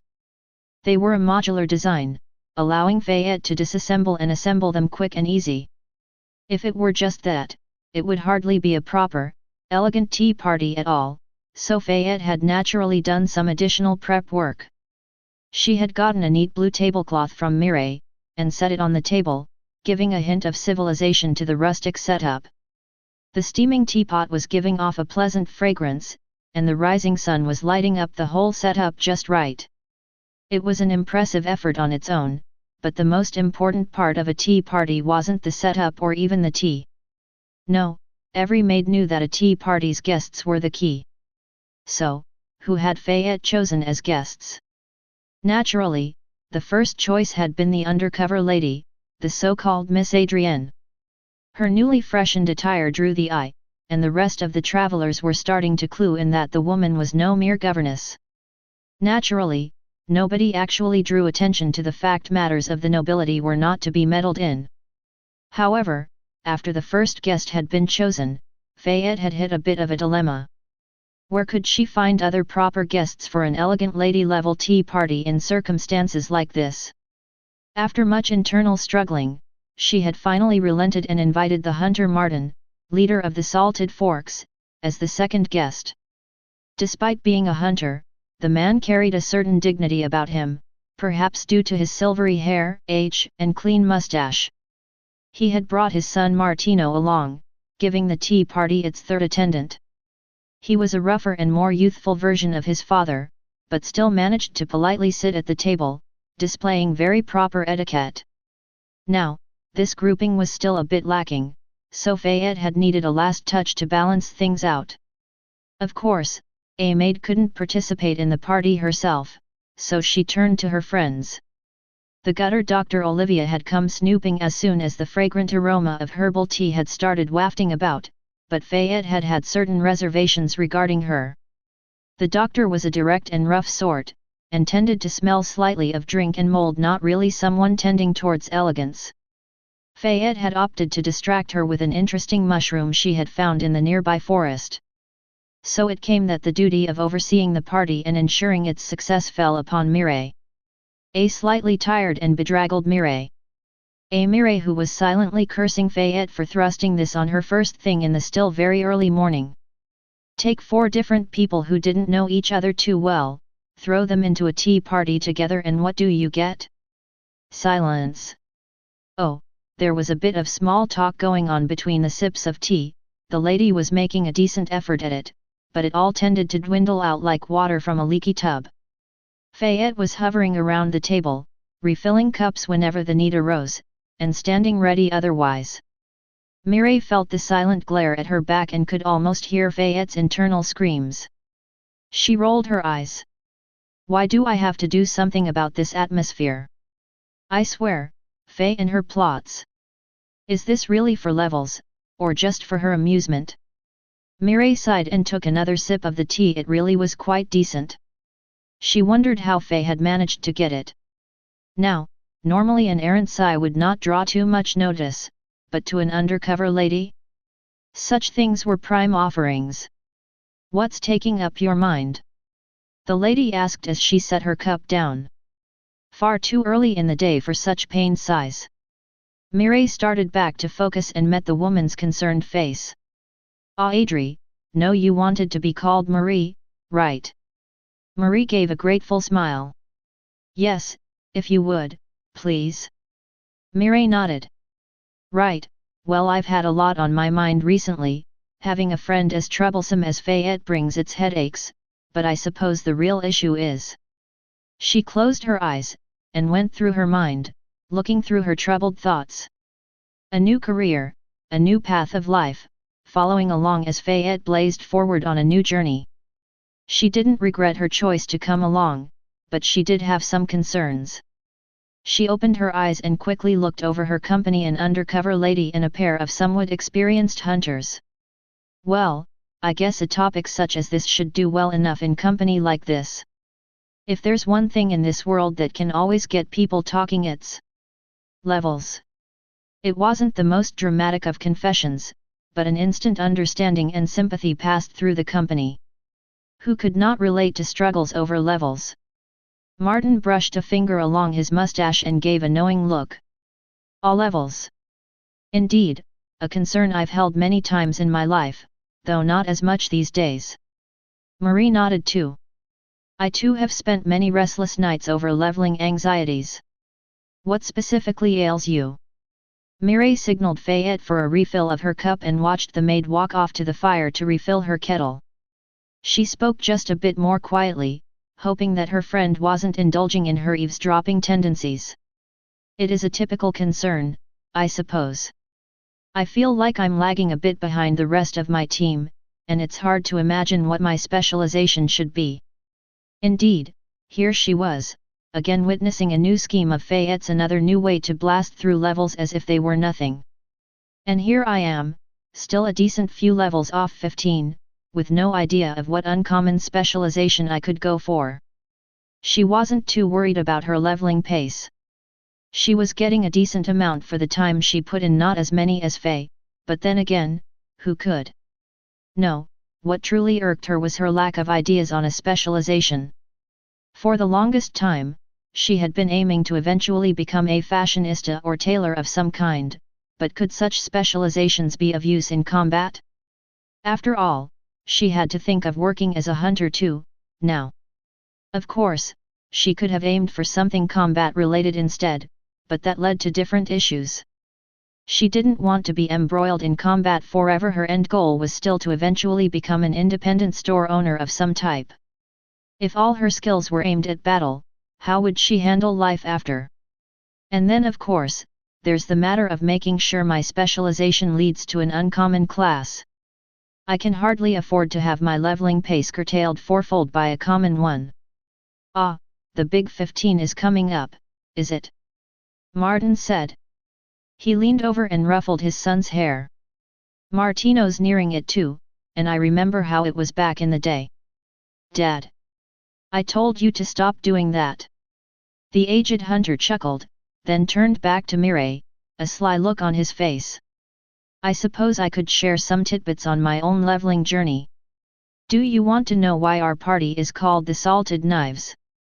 Some type of special move you use? Marie asked, looking intrigued. Well, sort of. I do have my signature salt in the wounds skill, but that's something that followed after. Truth is, I was not originally a rogue, but rather a chef. Mireille perked up. You've done a class change. The man winked. Precisely. This is sort of retirement for me. Managed to become a pretty high-level chef, but then this fool here, he once more roughed up his son's head, got some ideas about adventure in his mind. Couldn't let him run off all on his own, now could I?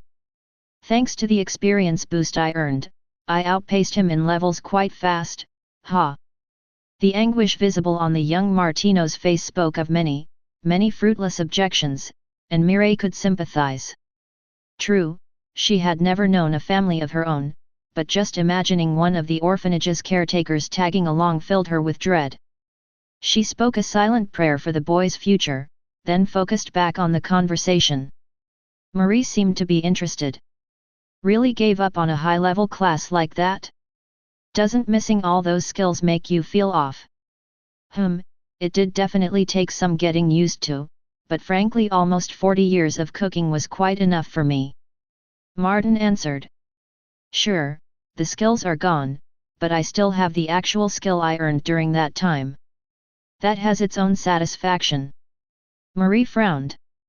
I guess there is some truth in that, but all the lost convenience. Mireille took a sip of her tea. Has she done a class change of some kind? Strange, she definitely gives off a high-level impression. So, you're saying that I shouldn't be viewing things with too much finality? She asked. Martin nodded. Right. I'm not saying you should be hasty. There are many stories of people taking on the class they need just at that moment, and regretting it afterward. However, that doesn't mean you should try to think of what you'll be doing in 20 years at this stage. If you think you'll be happy with your class in 2 years, you'll usually be fine. That's my experience. Marie set her cup down and signaled Fayette for another refill. Indeed, it is a common tale. The adventurer retires after succeeding at his quest and lives on as a successful innkeeper. Retirement classes are a phenomenon of their own too. I've heard of rich merchants tiring of their craft, then putting their money to use as hedonists. Mireille shuddered. Is that what the nobility get up to once their heirs come of age? Imagine that. Mireille felt that she could never again look at a rich old person the same way she had used to. Who knew what they were getting up to? Martin laughed. Now that's a proper way of things. Well, I should be getting back to my duties. It was a pleasure sharing tea with your lot. He turned and gestured to the side with his cup. You too, Miss Maid. Mireille noted Fayette's distinct silence as the hunter and his son sauntered off. Guess thanks like that are against some protocol of hers. Well, this should be enough. She stood up from her stool and gave Marie a curt nod. Be seeing you, we should be leaving in about an hour. Ah, thanks. It was a pleasure talking. Mireille walked off and saw Fayette stiffen for a moment, after which a hint of a smile tugged at the maid's lips. A system notification?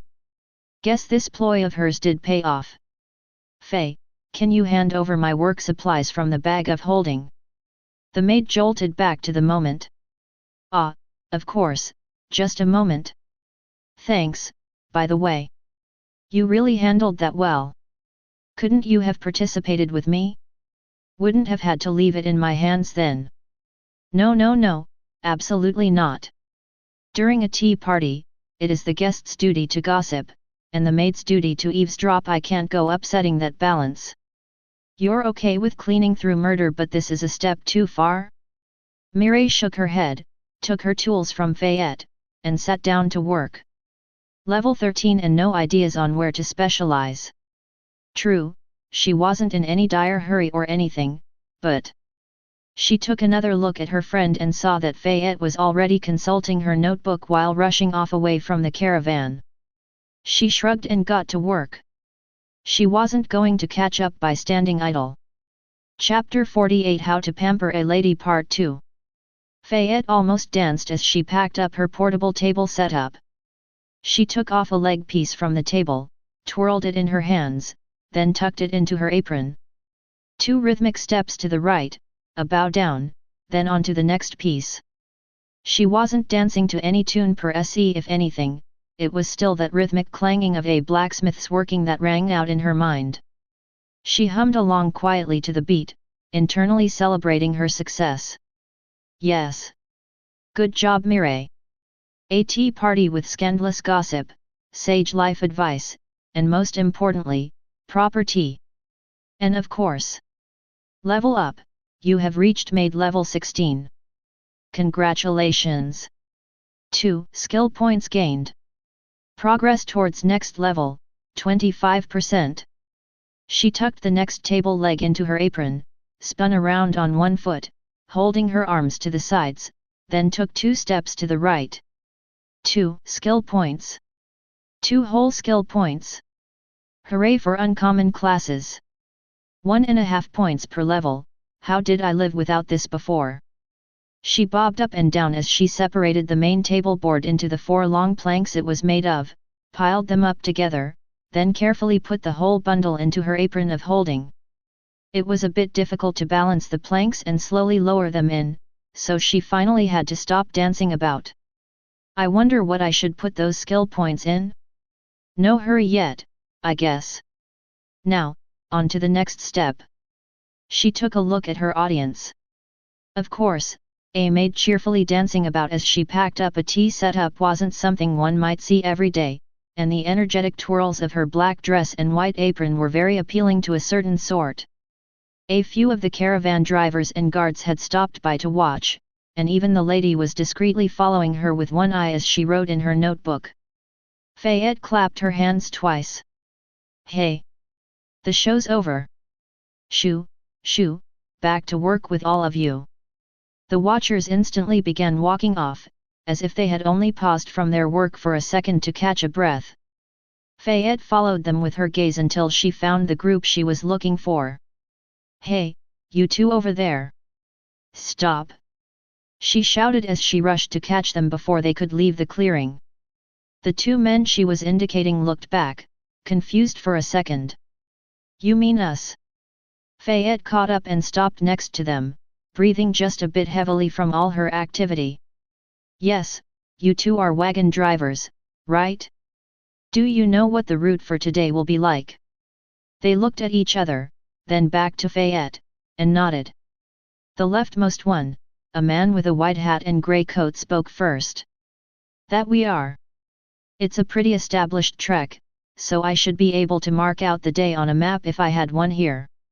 I've got one right here, the other man said, patting his shoulder bag. He opened it up, took out the map, and started unrolling it. What kind of information do you need, miss? I would like to know the spots where we will be stopping by for lunch and to rest. The two men consulted together for a moment, then indicated two spots on the map, a crossroads a ways ahead and a more distant segment where the road ran along a lake. These two are the usual spots. We'll be stopping there unless anything unusual happens. What do you need this for? Oh, I'm just planning on heading out ahead for a bit and preparing some things, no more than that. Thanks, you were a great help. Fayette mentally marked the two spots in her mind and began walking off. First, she found Mireille and told her she would be heading out ahead, then she set off on the road at a brisk jog. She had thought about her options for the day, and come to the conclusion that her time would be spent most efficiently by focusing on lunch and the evening. It was a bit too cold for her to fan the lady as they traveled, and she hadn't come up with many good ideas that could be done while traveling. She was also a bit doubtful she could get good results if she had to rush about during a quick lunch break. A proper lunch needed time to prepare. She kept to the side of the road to be just a bit hidden from any dangers and kept her pace careful and measured. At her pace, Fayette estimated that she could get about 1 hour ahead of the wagon, which would give her just enough time to prepare a proper meal. Is my maid martial arts quickening my pace? Jogging shouldn't be this easy in a dress. I guess this skill is useful enough.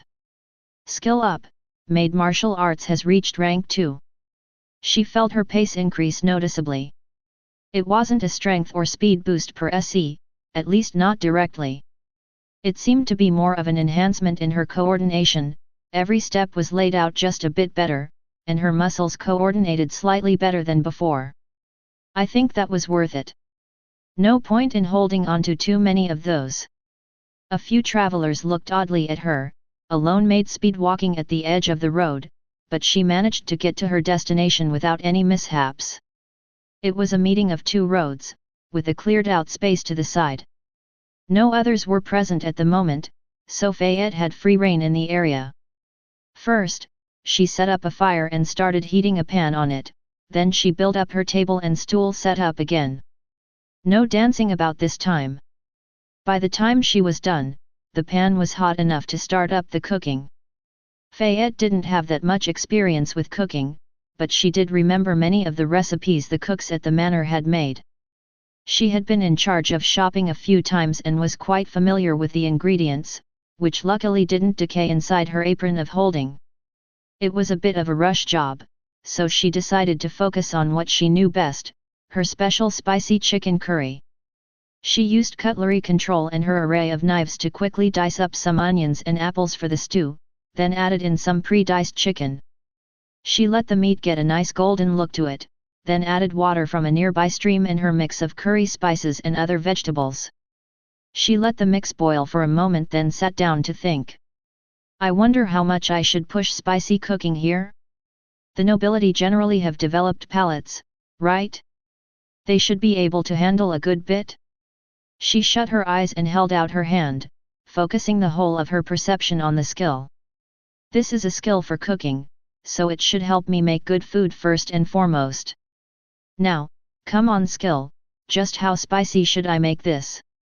As she ran that thought through her mind, she felt the skill responding. She fed it her mental image of the miss and began to get a general sense of the spice level she could tolerate. Yes. As I thought, this skill can do something like this too. Maybe I was using it subconsciously before.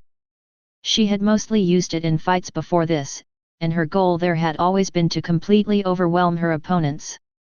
This time, she focused on making a slightly more mellow mix. She closed the lid on her pot, visualized the ingredients within, then activated the skill. Spicy cooking go. Enhance. As the caravan rounded a bend, a clearing by a crossroads came into view. On the clearing, a table was set for four, a pot in the middle and a maid diligently waiting by the side. Mireille was the first to approach. She took one look at the pot, then turned a skeptical gaze to her friend. So this is what you were up to, cooking?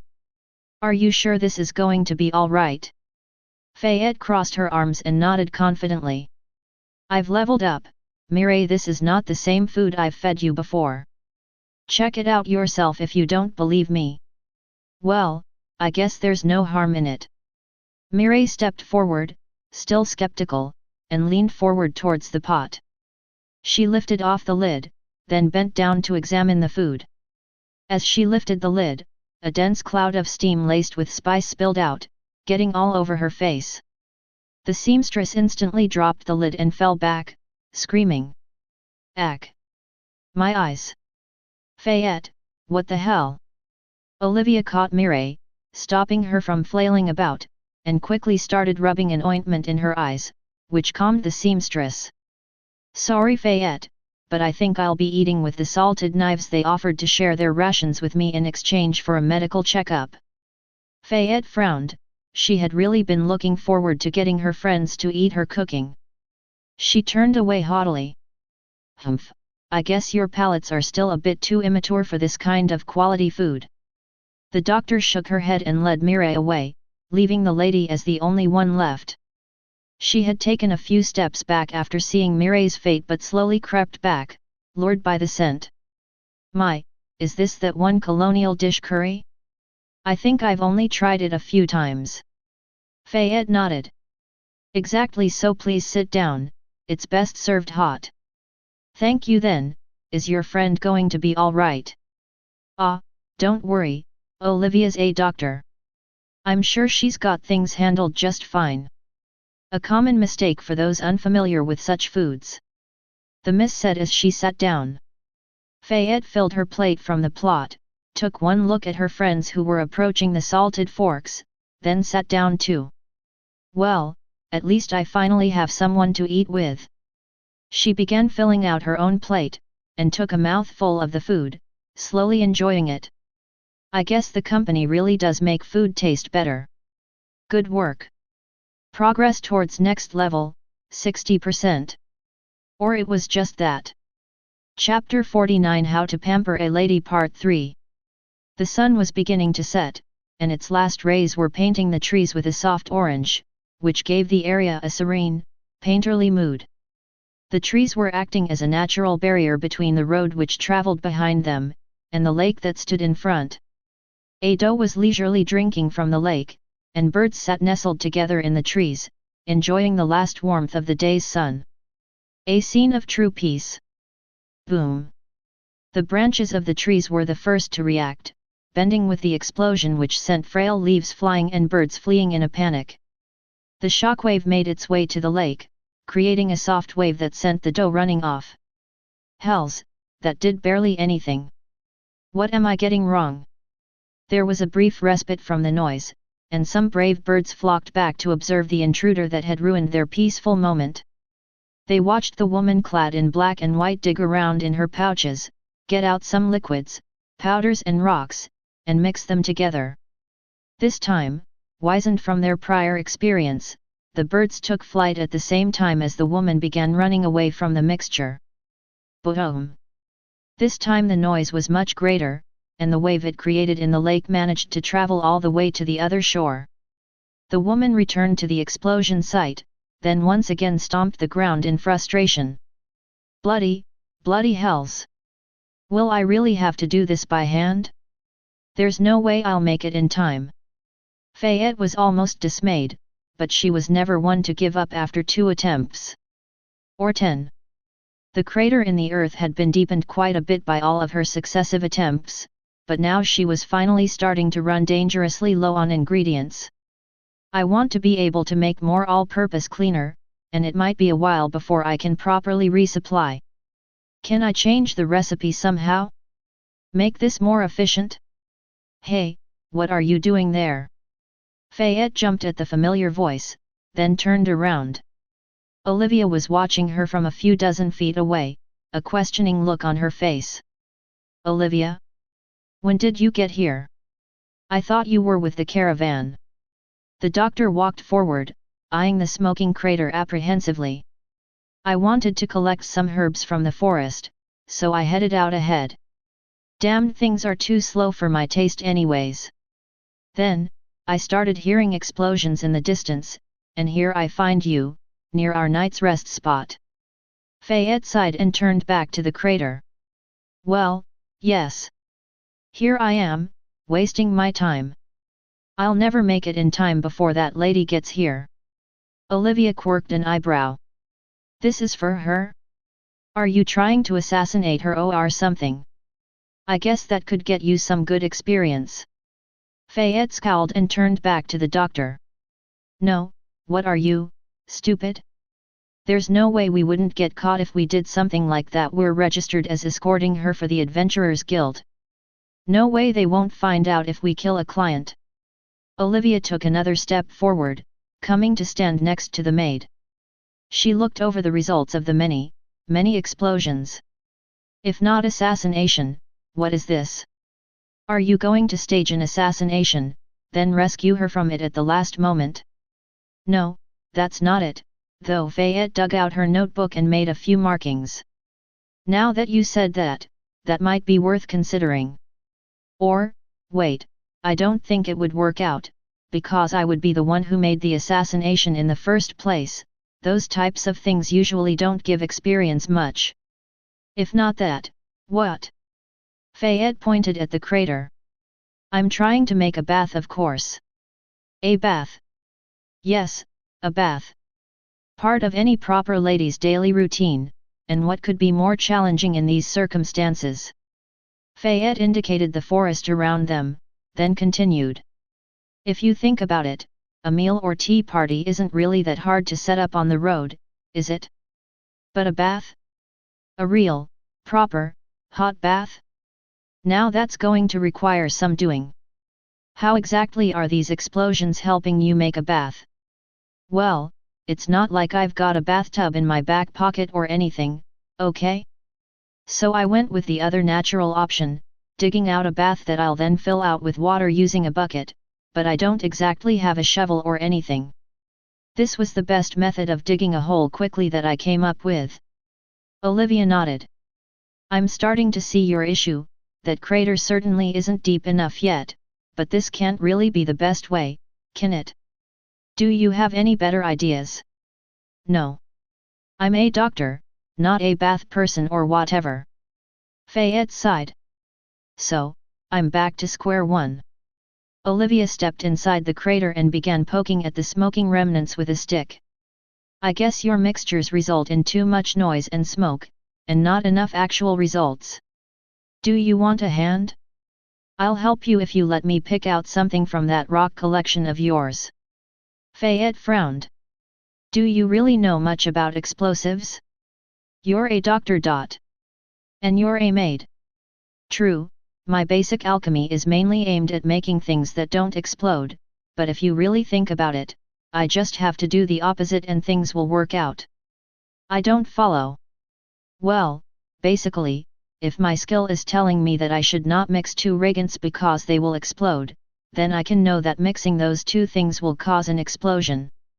In a way, having explosion preventing alchemy is a good way to learn lots about explosives. Well, I'll let you pick out something if you actually do manage to help. But I'm going to remove 2 rocks from consideration, those ones are too valuable to me. Olivia considered for a moment, then nodded. I've seen at least 4 interesting alchemical reagents in your collection, so that should be all right with me. Where are your ingredients? Let's get to work. The forest had been at peace for many minutes as the 2 women talked and worked, and the birds had slowly come back, curious about their noisy intruders.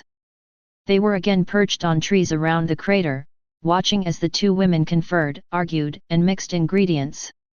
Suddenly, the mixture began smoking, and the 2 women ran away as fast as they could, screaming.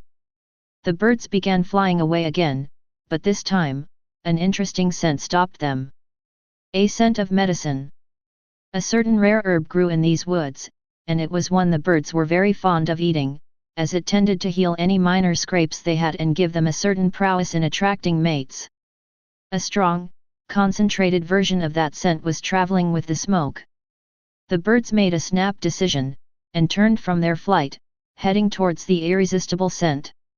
Fastest of all was a young male in his prime, who swooped down like an arrow. He landed by the smoking mixture, and almost lost consciousness from the scent.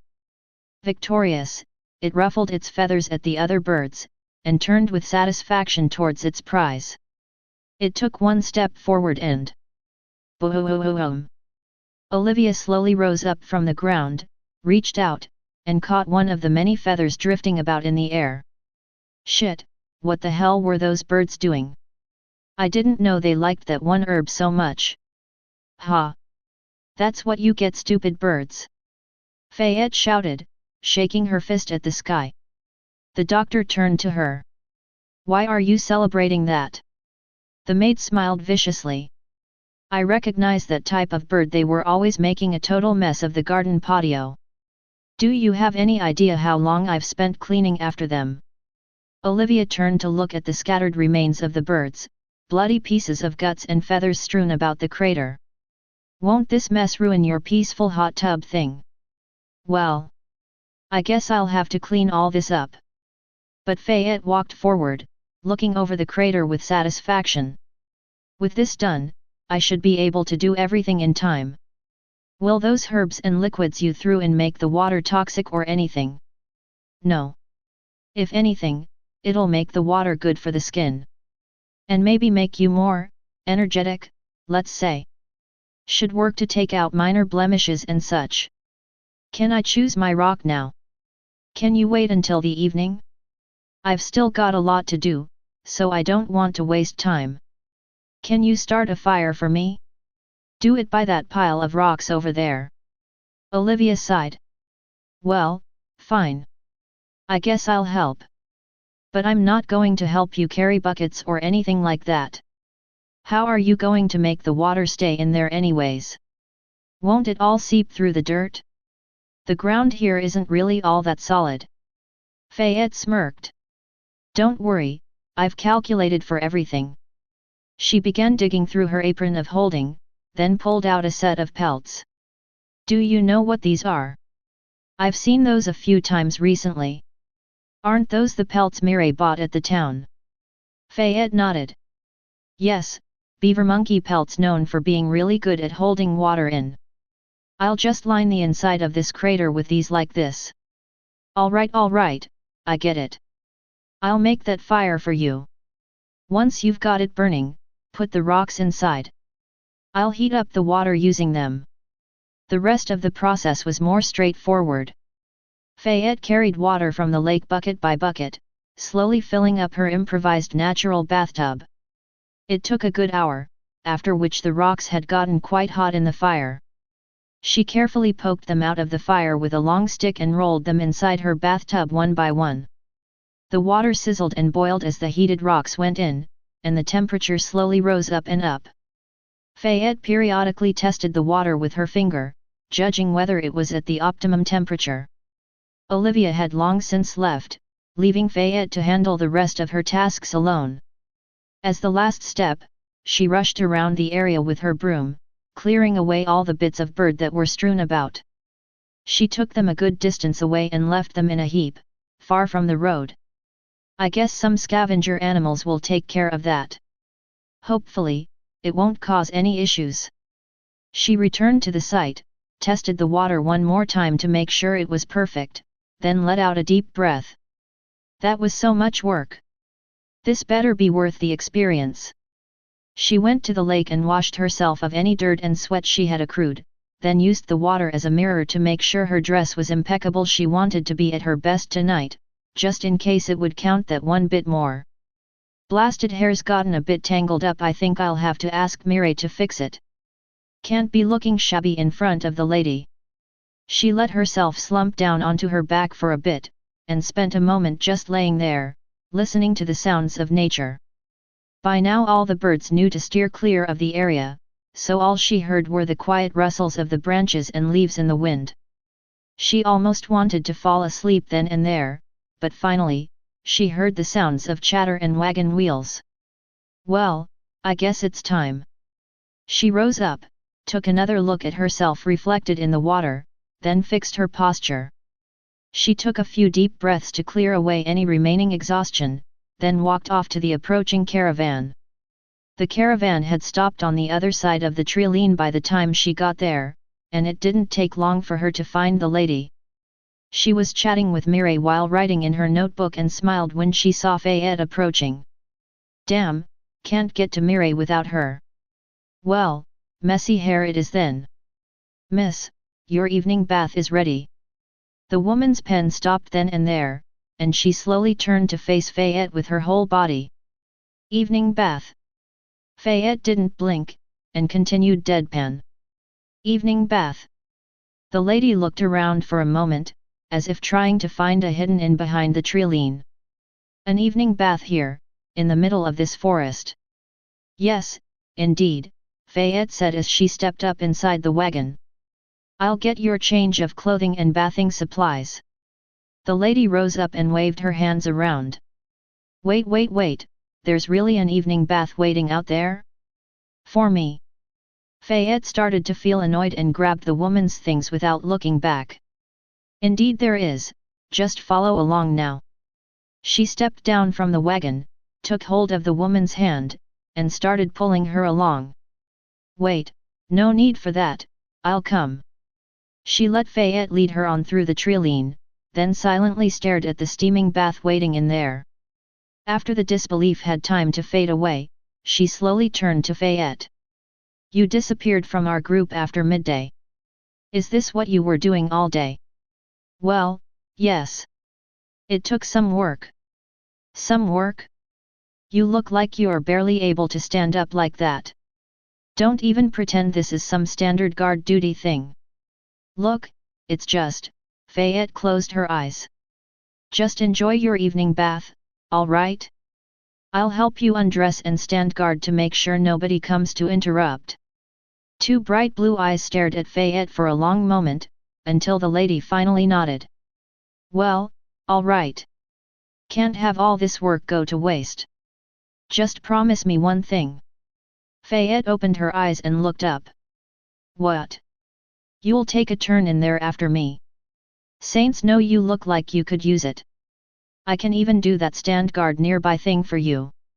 Fayette quirked an eye, not the request she had been expecting.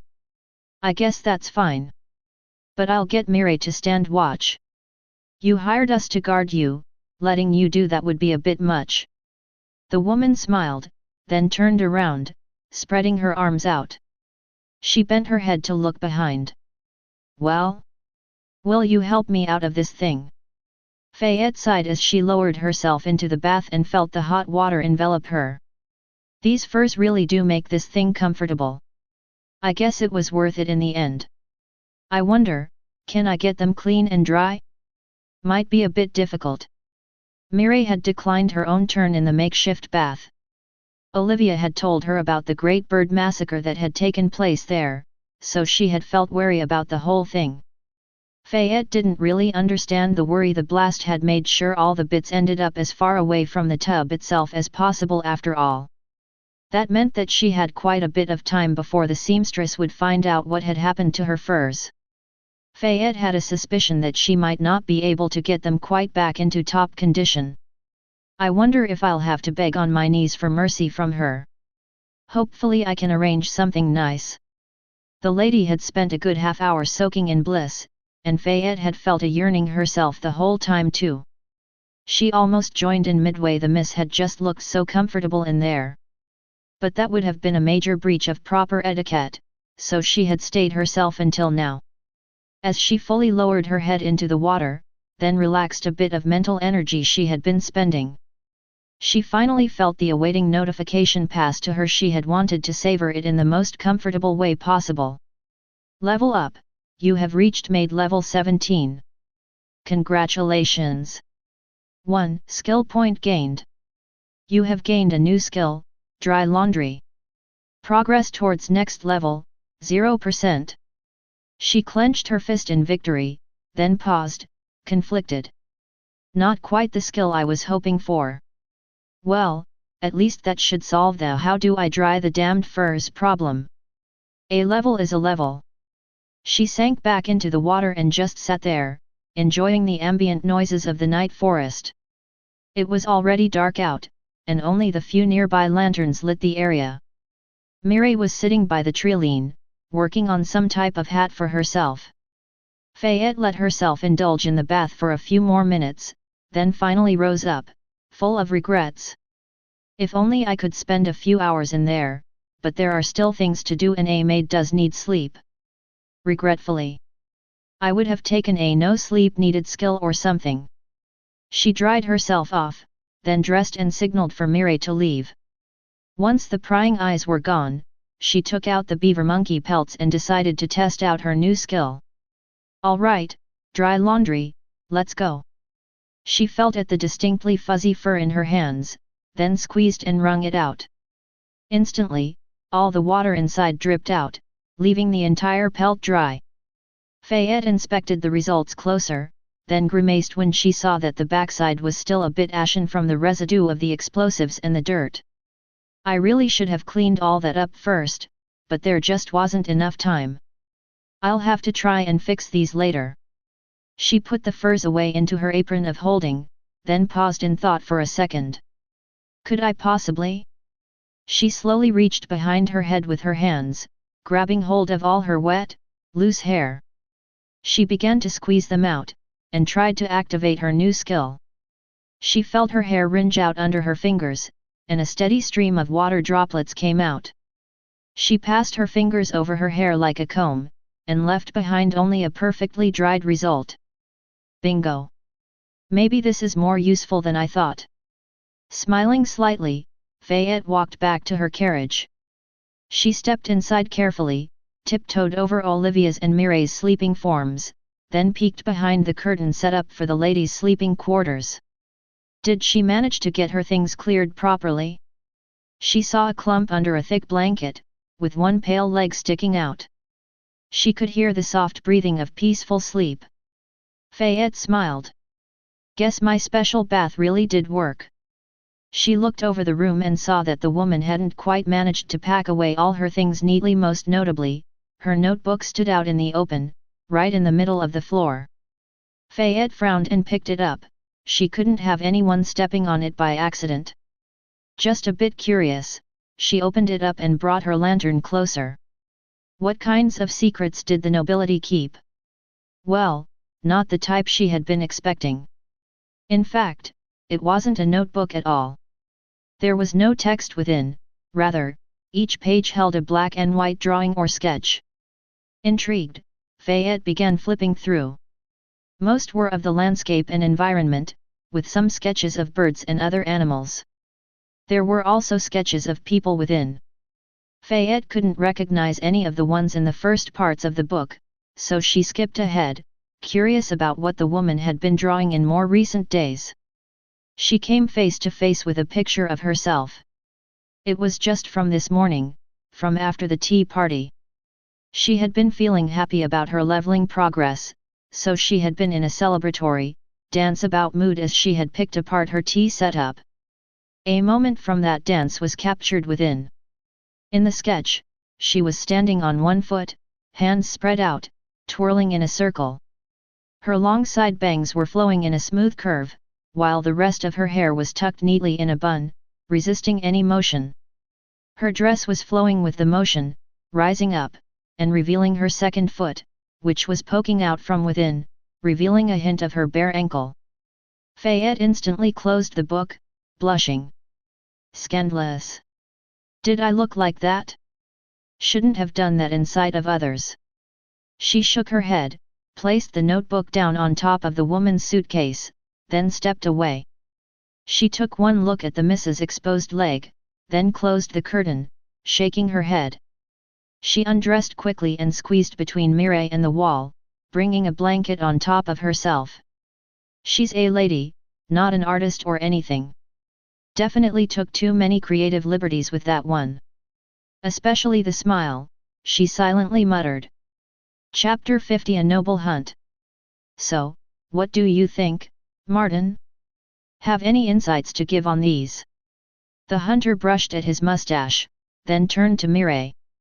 They're definitely from not too long ago, though I can't say I recognize these. Luckily, I'm not the ranger of our party. He waved at another of his party members, a woman dressed in dark green who carried a fine longbow. She walked over and joined their group, who were standing by a set of footprints in the mud. It had been a few days since the birdbath massacre incident, and Olivia had spotted the marks on her morning stroll. After conferring with the rest, Fayette and Mireille had agreed to get the salted knives to help identify them. The ranger kneeled by the footprints and seemed to activate some sort of skill. After focusing for a second, she spoke. It's a dire beaver monkey, just one. There was talk of a herd around here, maybe this is a stray. Fayette perked up, sneaking a glance at Mireille. She still hadn't figured out a way to fully cleanse the pelts she had messed up, and it wouldn't be long before she would have an angry seamstress after her. Is this maybe an opportunity? And besides... She turned to look at the lady, who was also examining the footprints.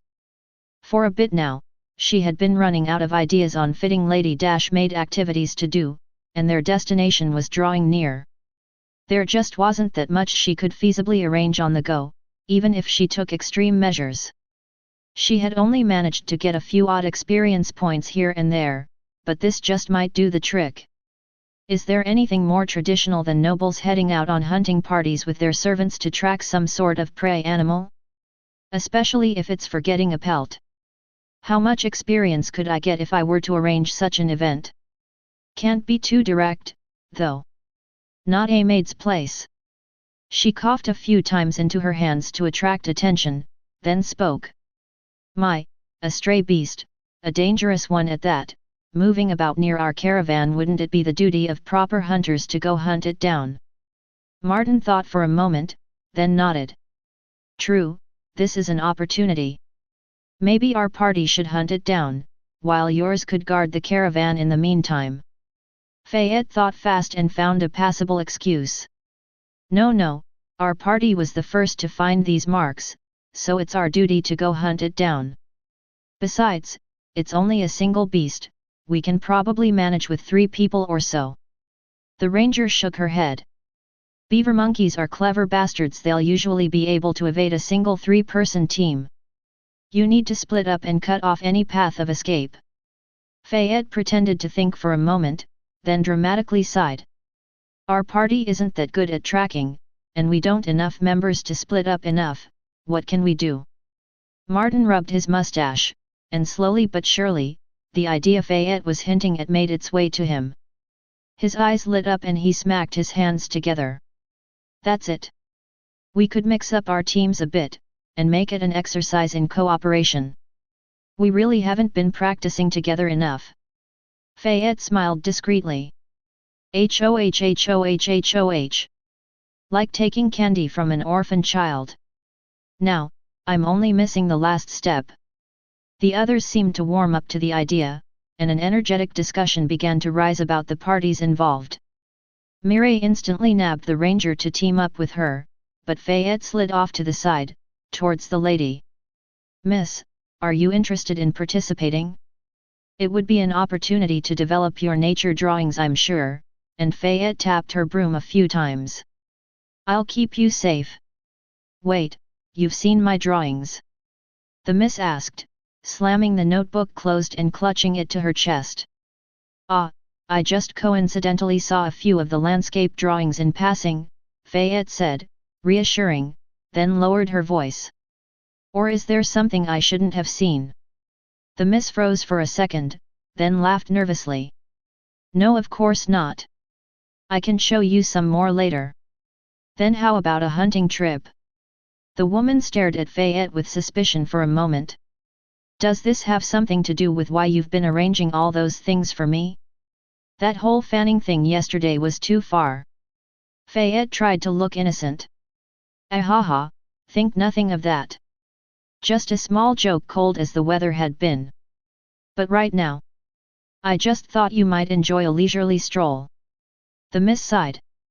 Well, I suppose I owe it to you, for doing all those things. I'll come along. Fayette smiled, then rejoined the rest of the group, trying to snag a good tracker to help herself.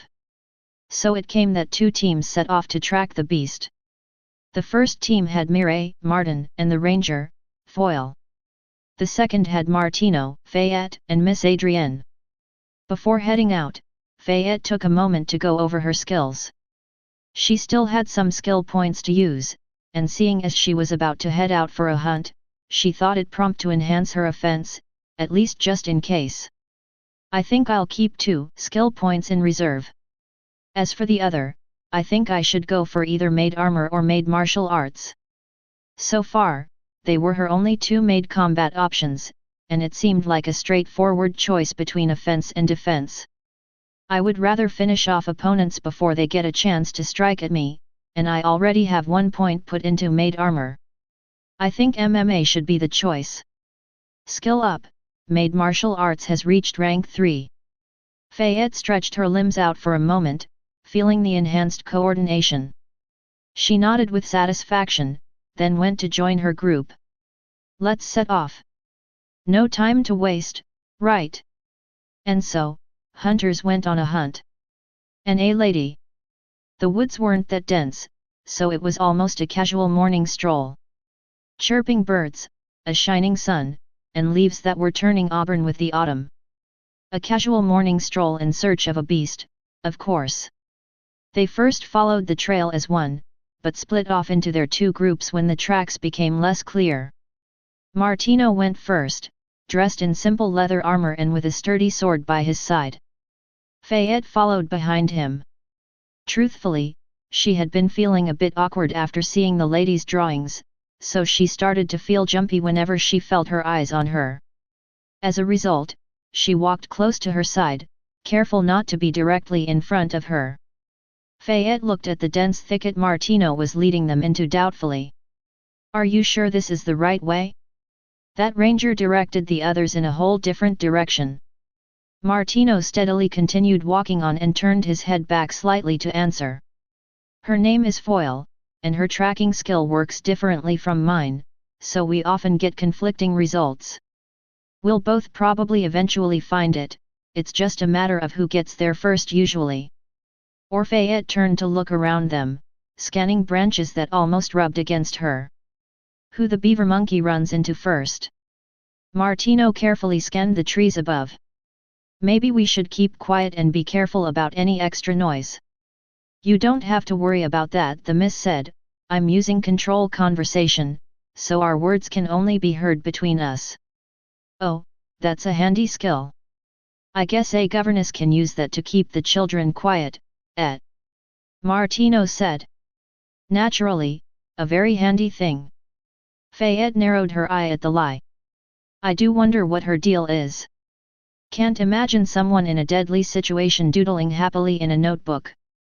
Why is she doing this pretend governess thing? Is that skill the reason you chose her to come along? Martino asked Fayette. The maid smiled innocently. Naturally so. Martino turned back forward. Thanks for the party split idea. By the way, I get so little time away from the lot. Being forced to party with your parents is a nightmare. I wouldn't know, Fayette said. I've never had parents. Martino missed a step, stumbled on a stump, then finally managed to regain his balance. He stammered for a moment as his face reddened. Sorry, I mean no offense. Fayette maintained her disarming smile, none taken. An awkward silence came about for a few minutes after Fayette's verbal sucker punch, and she could almost feel the miss squirming against it. Guess that type of thing is what ladies hate the most. Eventually, the silence grew too terse for her, and the miss spoke. Sorry, Martino, do you have any experience hunting these things? I know the basics, keep your eyes up and be careful, but I don't have any experience myself. I think Foyle and Dad know better. Wait, Fayette interjected, all the people who have actual experience with these things are on the other team. Martino turned. Wait, you don't? Why would I? The warrior froze up for a moment. You were talking about this thing so confidently, like you knew all about beaver monkeys. I saw your eyes light up as soon as we found out it was one. I think Dad saw too. He probably thought you did know. They continued in silence for a moment. Damn it, Fayette eventually cursed. I should have expected this. Miri was so quick to grab those two. She always does go after the valuable things. Why were you so interested in this, then? The miss asked. Well, for the pelts, Fayette admitted. They're really valuable for a seamstress, and I think I owe Mir a favor right now, and an apology. Probably. The lady smiled, hopping over a fallen tree trunk. She really wasn't bad at moving in such conditions, despite her dress. Her movements were almost dance-like. You two really are close. Fayette didn't really mind sharing her thoughts on that. Closest thing I've got to family, really. We're from the same orphanage. Family, you're like sisters then. I suppose so. The miss smiled just a bit wider at that, then turned back forwards, dodging between some branches, as if they were dancers to evade at a ball. It's nice to hear it. Believe me, some families can be quite troublesome. Fayette looked at the miss as she stared upwards for a moment. A family-related scenario, then? I wonder if it's a runaway from marriage or runaway from succession issues scenario. Are there others? She ran through the books she knew in her mind, but those really were the only choices she came up with. Are high society novels just a bit generic? Now that I think about it, those scenarios don't really change much at all, do they? Well, I still enjoy them, so I guess it's fine. Maybe that generic recipe is just that good? Suddenly, she felt her danger sense spark out, and she reacted instantly. Look out! She drew out her broom, scanned her surroundings, and moved to cover the miss. Martino had reacted at the same moment, drawing out his sword and getting ready. Fayette frantically looked around but saw no sign of their quarry until she remembered just what they were hunting. A dire beaver monkey. Monkey. She looked up. It was a large, fuzzy creature, about the size of a human, except more box-shaped. And with very sharp teeth. It didn't look too threatening on its own, but it had been prepared. Fayette realized that she had not really thought about how a beaver monkey might fight. An array of trimmed logs had been hauled up into the trees above them, right next to the beast. Damn it, it was hiding behind those. Look out! It's lured us onto a trap. She shouted, then jumped backward, pushing the lady away with her. She saw the beast move at the same time, snapping branches, and an avalanche of logs fell down. Fayette managed to get out just in time but heard a cry of pain from Martino. A cry of pain is good, means he's not out. She first checked that the miss was fine, then rose up to face the beast, broom in hand.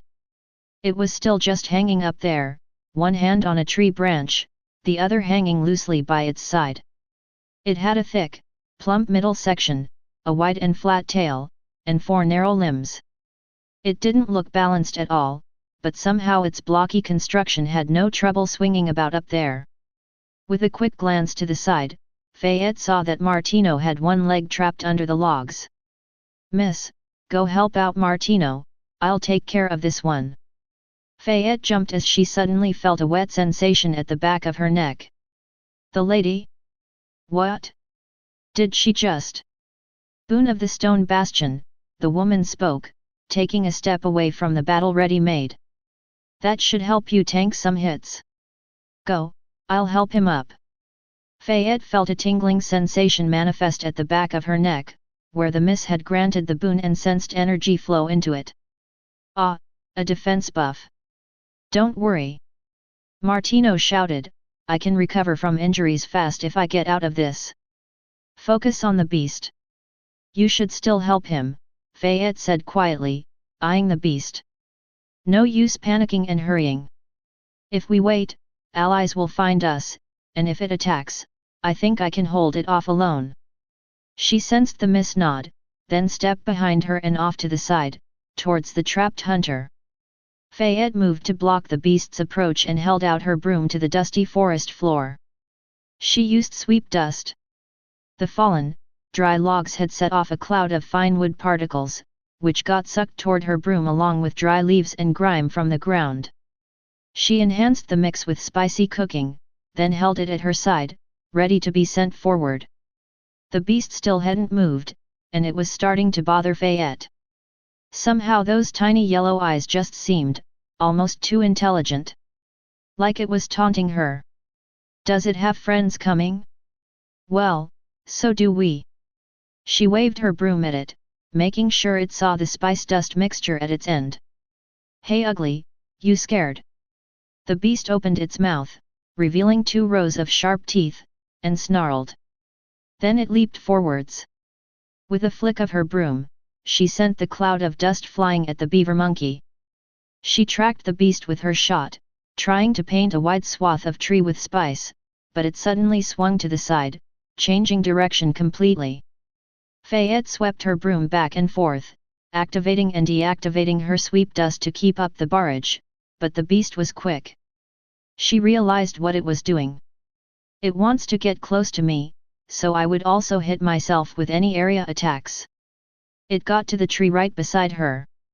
No wasted time there, it spun a loop around a branch, then launched itself forward, right at the Maid. Fayette shifted her grip on the broom, and brought it forward like a bat, metal end right at the beast's midsection.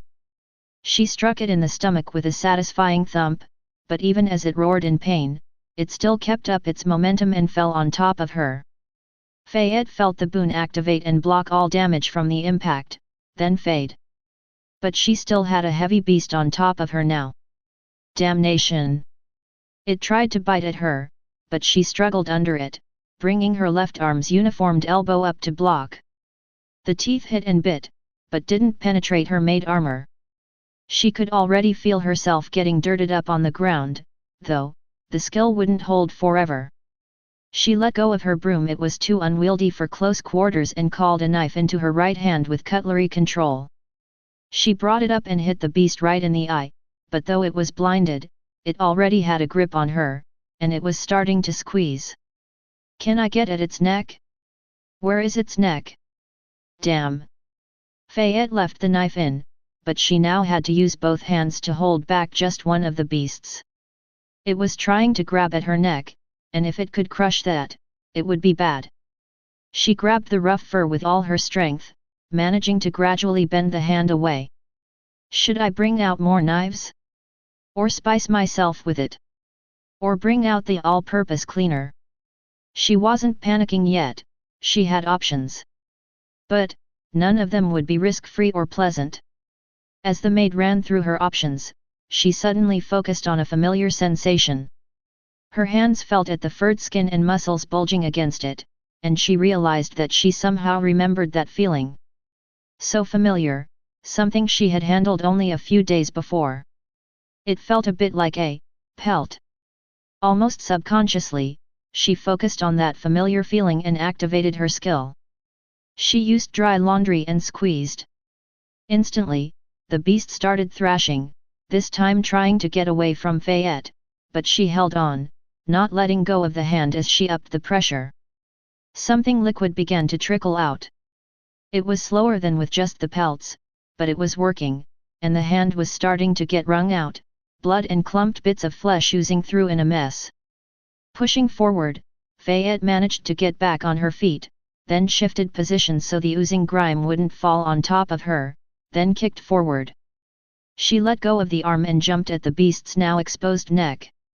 The creature was only focused on escape, so it made no effort to ward her off, and she got her grip. Again, she used her new skill and started to twist and compress the neck. There was more resistance here. It didn't feel that much like the pelt she had used before, so she had a harder time visualizing it. Still, the little she did manage to do already served to cut and weaken the beast, and its desperate clawing grew weaker and weaker. Fayette moved the beast with her knee and grip, and set it below her on the ground, giving her full control over it. She kept up the squeeze, and slowly the struggles ended, and the beast fell still. A well-organized hunt. Progress towards next level, 25%. Fayette let go, and knelt on all fours for just a moment, catching her breath. That actually worked. I would have had to spice myself up otherwise, glad I managed to keep myself mostly clean. She got up, a wide smile on her face, and staggered a bit. Wrestling with a beast 3 times her size had taken a lot of her strength. Still, she had won, and the thrill of victory filled her. I bet using this technique will even preserve the pelts better. Then she finally heard the panicked voice that had been hissing to her for a moment now. Fayette. Right, that looked dangerous. I'm surprised she didn't. She turned around and saw that the miss was standing a few paces away from her, supporting Martino at her side. There was a subtle glow of green near her skin, and the log behind seemed to have been lifted up by a block of dirt. But the lady's eyes were wide. She was standing very still, one hand in front of her mouth. Fayette, whatever you do, don't panic. Fayette started, then realized something. Her danger sense hadn't stopped. It had been a constant thrum during the fight, and she had thought no more of it, but it was still going strong. Wah! Don't talk. The miss hissed, still keeping one hand in front of her face. I'm using control conversation, they can't hear us. Don't let them see your mouth moving. More beaver monkeys? No, that wouldn't make sense. Fayette carefully glanced to the side, looking around the little clearing they were in. Around 50 feet away, she saw a man standing behind a tree, bow trained right on her. She moved her gaze back towards the miss, keeping it trained at the treeline, and saw more and more shapes waiting. She moved a hand in front of her mouth and coughed into it, then spoke quietly. What are they? Bandits? How many? Bandits? In the middle of a forest, right here? That makes no sense, why? She kept her eyes on the ground and heard the miss slowly step towards her, still supporting Martino by her side. Her voice was quiet, but it tickled almost like she was speaking right into her ear. Definitely look like the bandit sort. I see at least 8. Fayette took a deep breath, then turned around, taking a full view of the area. The men were no longer trying to stay hidden, and one was approaching, a smile on his face. My, we have found quite the interesting sort here, haven't we?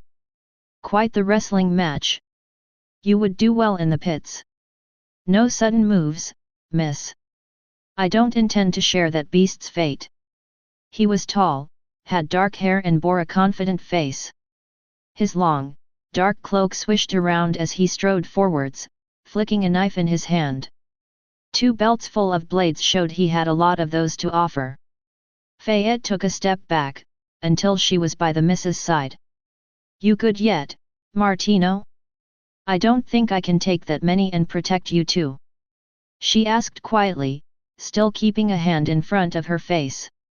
This control conversation thing is more useful than I thought. Need at least 3 minutes more before I can move my left foot, but my skills and arms are okay. I can at least defend if I stand in one spot, came the answer. Fayette frowned. That wasn't nearly enough. But she heard the lady's quiet voice beside her. I might be able to get us out of this, but I'll need you to trust me. Fayette turned to look at her, surprised, and met the missus' eyes. There was fear there, but also strange confidence. A growing flame of daring. The lady moved her hand away from her mouth, and gripped Fayette's own tightly. So cold. For this, I'll need something. To make it work. Will you act as my maid? For just a moment. Fayette debated for only a moment. Then answered the grip. Just a moment? Can't be that bad. If it gets us out of this, sure. The lady nodded, then stepped in front of Fayette, releasing her hand. She looked at the bandit leader, and spoke. Her voice was near silent, but somehow, it thrummed with power. A capstone skill. Elegant tea party.